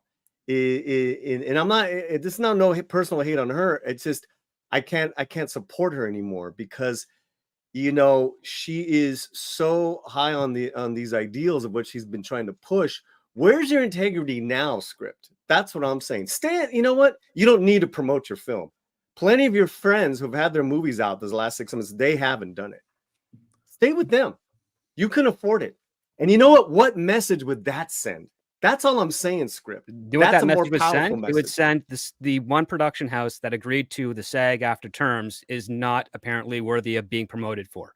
That's what it would say. Well, in this regard, right? Lionsgate is not a small company. They're not going to hurt. They're not a struck company either. They're one of the minor production houses in town that make a number of films. They've gone. I have a couple more friends independent. I have a couple friends in acquisitions, motion pictures that work there. I know script. Yeah. So, but where's the hypocrisy when Studio A says, yes, we agree with the actors, we're going to do what they want to, and we hope that they promote the films that are agreeing to those terms, versus her saying, you know what, Disney puts me in that dress and they're going to pay me every minute, and if they don't do that, I'm going to be against them. Why is that hypocrisy? If they're using SAG actors, I mean, the hypocrisy is that she should have never gone on camera to say shit. Just be there and support the picket line. Okay, cool. Because she's gonna get sooner or later they're gonna work it out where she gets to promote Hunger Games. The hypocrisy is that Viola Davis did step back. She had the choice. She actually got the interim deal for her own production, her own movie, which was a big budget. But she's like, you know what? Now's not the time. I'm not going to produce this film because my fellow brothers and sisters of the union are out there, on the picket lines every day. Yeah, and that's all I'm saying, script. All the actors want the interim deal to be the main deal. Absolutely. So it's very stupid to not promote the studios that are actually promoting the interim deal. No, You fuck understand that, that man. works against No, their no. interests. Listen, That is right the now, logical thing right of now, what's happening. listen, we got to get the deal. The deal's got to be done. Fuck Yes. the studios right now, right? Okay, here's the thing. This interim deal has been in place since day one of the strikes, right? Yes, and Does it- Lionsgate applied for it on day one, and they just got approved for it this week. Dozens of companies, from small ass ones to television to Lionsgate, they've been in production. They've been using. What's going on now the last couple of weeks is that bigger productions, bigger names are getting the interim deal because it's time. People, these companies are like you said are complying to SAG's demands there. So it's not new. I have no problem with that script. I have a problem with a young actor that's so high and mighty on her ideals that I would have loved to have seen. You know what? Within an hour, it's like, our film just got their interim deal. Da da da da da. This is fantastic. I'm going to do some limited promotions. I'm going to do something to stay in solidarity with my actors, brothers and sisters. That's all, script. That's all. Okay, you don't understand solidarity then. And I see this with much respect. Solidarity is standing with the SAG actors that want the deal that they're fighting for. And if certain studios are acquiescing to that deal and going for it, you stand in solidarity by supporting those studios. That's how solidarity works. Solidarity isn't saying, hey, yes, Studio A, you gave Missy the deal, but I'm still not going to promote your film because I'm standing in solidarity with the people that are trying to get the same deal that you have just offered. That's stupid. And you know that. Listen, her hypocrisy, her complaining, completely valid and fine to say and point out. But to actually suggest that she should not promote a film by a Lionsgate, which is actually on the side of the SAG-AFTRA union, is really bad form. You know what? Actually, you do make sense. It still bothers me, script. Maybe it's just a personal thing. And maybe because I take it to, maybe I'm just too biased on this, with what I know that with Romy and other actors that are close with us, what they've had to deal with the last 6 months. It's just, I would say if she took a page out of Adam Driver's book, because Adam Driver, he didn't say anything publicly. He's been on the picket line. He hasn't said anything stupid to the media with regards to why he's striking or any of the ideology, but he got to promote his film earlier this year because it had the interim agreement. Yeah, no, you know what? And I would have been really good with that. But I don't think Rachel has that type of she doesn't have the experience. She doesn't have the life experience. She doesn't have, what's the word I'm looking for also too, when you can, she needs to learn to shut up. I think that is the key point, because here's like the thing, because Paulie, like your self-insight on this is actually fantastic, because you're right, it's a little bit that emotional because script is right on the legal side, but I know exactly why you feel that way, because this thing has gotten emotional. And the reason is really simple. So many actors, not just actors and actresses, but everyone else working in movie sets, they have been struggling because of these strikes now going on for so unbelievably long. And then Rachel Zeigler is this huge rising star. She has opportunities that other actors would literally kill for, has seemingly been handed to her, because she was at the right time, at the right place, with the right representation, with the right politics dominate and everything like that, right? And then she has made past statements, which means that what she's doing right now, while legally entirely on the money, it appears on the surface to not jive what she has said before, because she has been so outspoken about other things, right?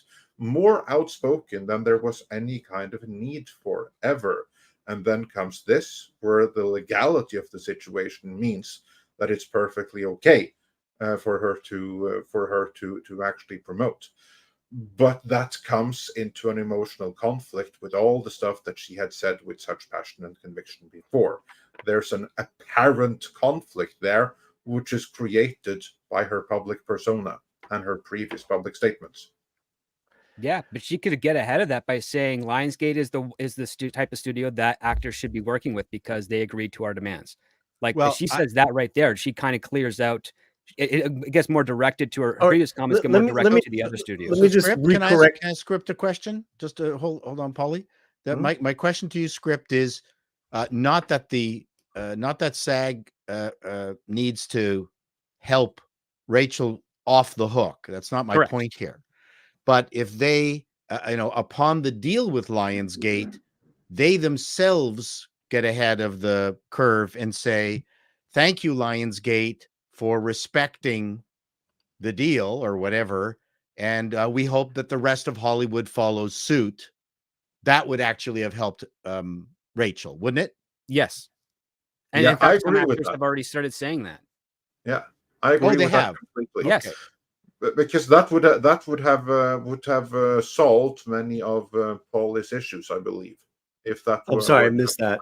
I had to get some water. It is all about optics. I mean, Yes. in that sense, I mean, yes, because it's what she said on the picket line. oh yeah, exactly. It's the optics Interviewed of it. by Entertainment Tonight. It's like here this young talent picked from literally a teenager, West Side Story. Then from one movie to the next, she's had no, in regards to the business, no life experience with the business, so adversity with the business, unlike a Jenna Ortega who's been it since she was a kid, who probably has a lot of the same progressive stances. It's just you wouldn't know that at first because she talks about her work with class. And me and Chato even did a video talking about Jenna's just her maturity as a professional, just day and night.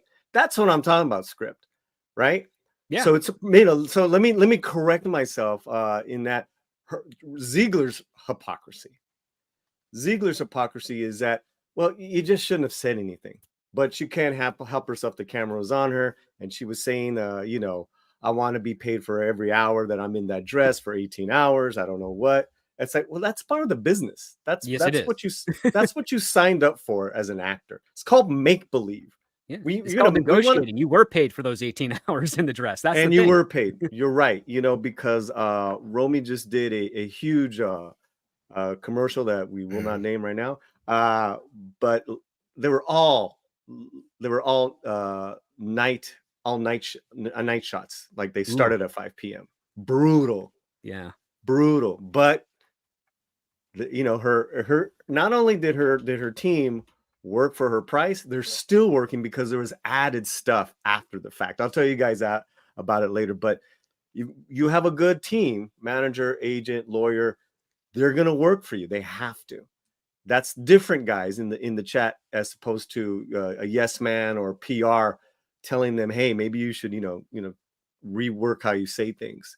But and it's just the fact that she came out so quickly, but also too, she's been in defiant of the backlash is now made her even more of a darling.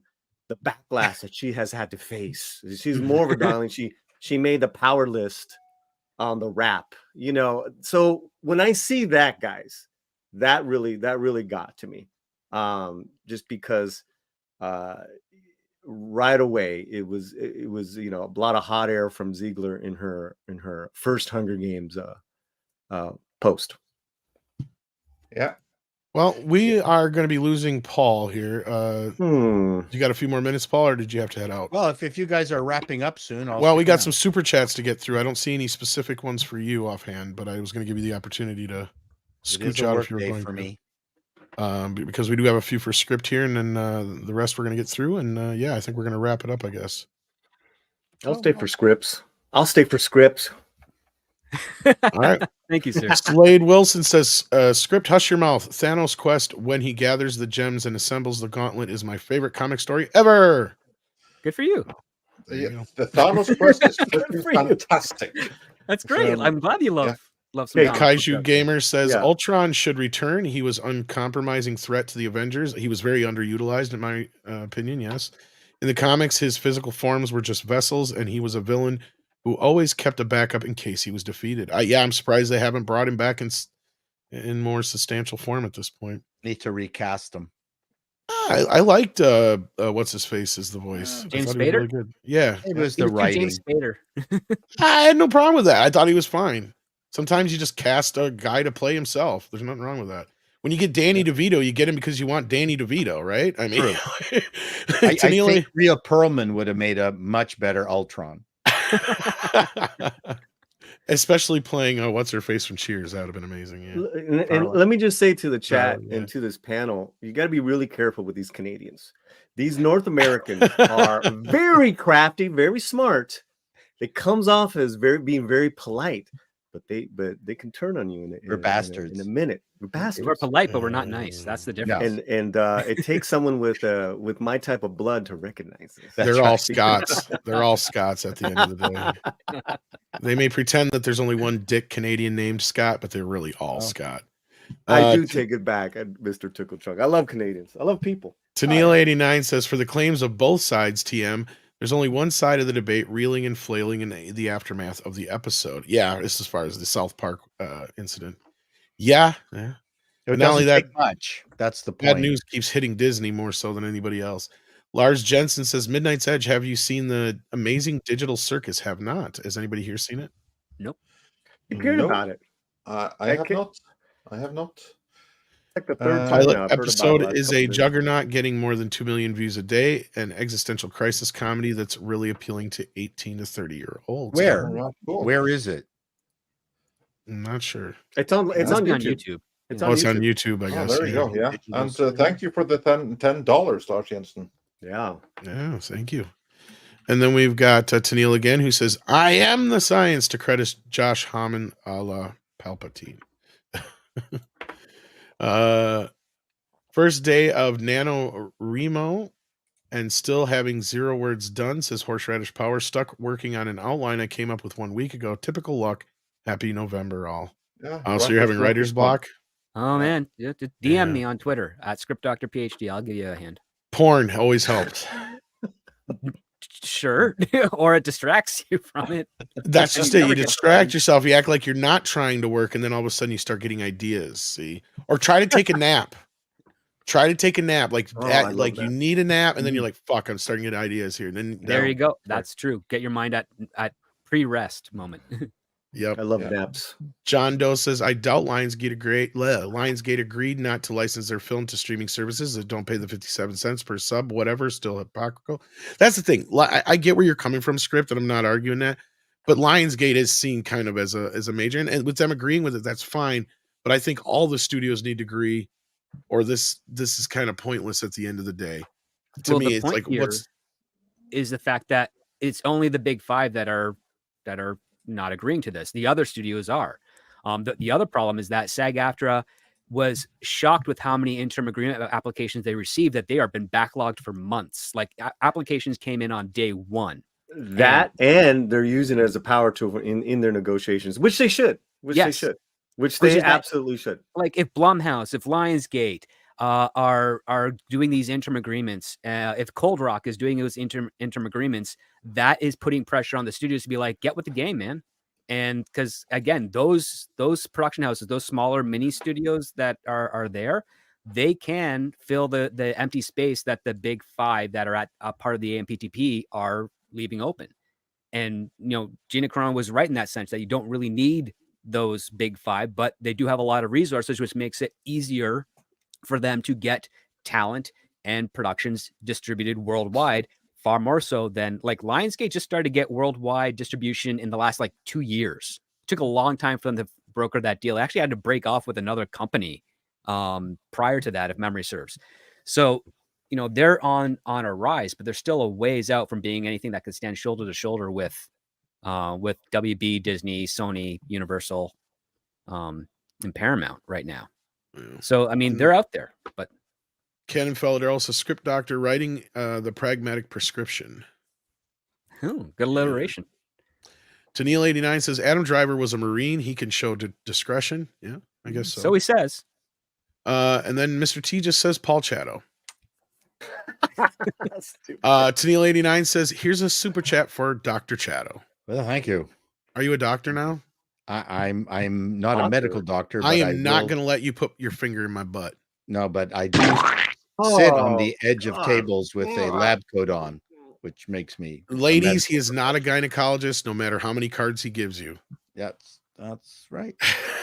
And another fellow I'm not, Canadian. these aren't my jokes. I'm not doing them. I know. CC Karaoke sends in a maple leaf, a bear, and a knife. I think that's a panda. Panda. A panda Awesome. bear? Maple You leaf, know, panda bear, knife. we- I don't get it. Tom, Is it like pen, people, pineapple pen?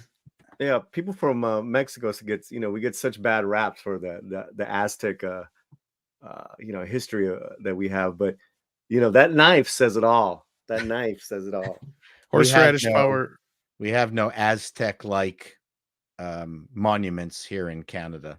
Horseradish Power says, I watched Legend 1985 film for ideas for the Nano Project. Ended up down a rabbit hole where I'm rewriting it. English mythology story to explain. Well, that happens too. Sometimes you get more inspiration. There's stuff I've been working on for years that'll probably never see the light of day. But with that, we do have to get wrapping up here.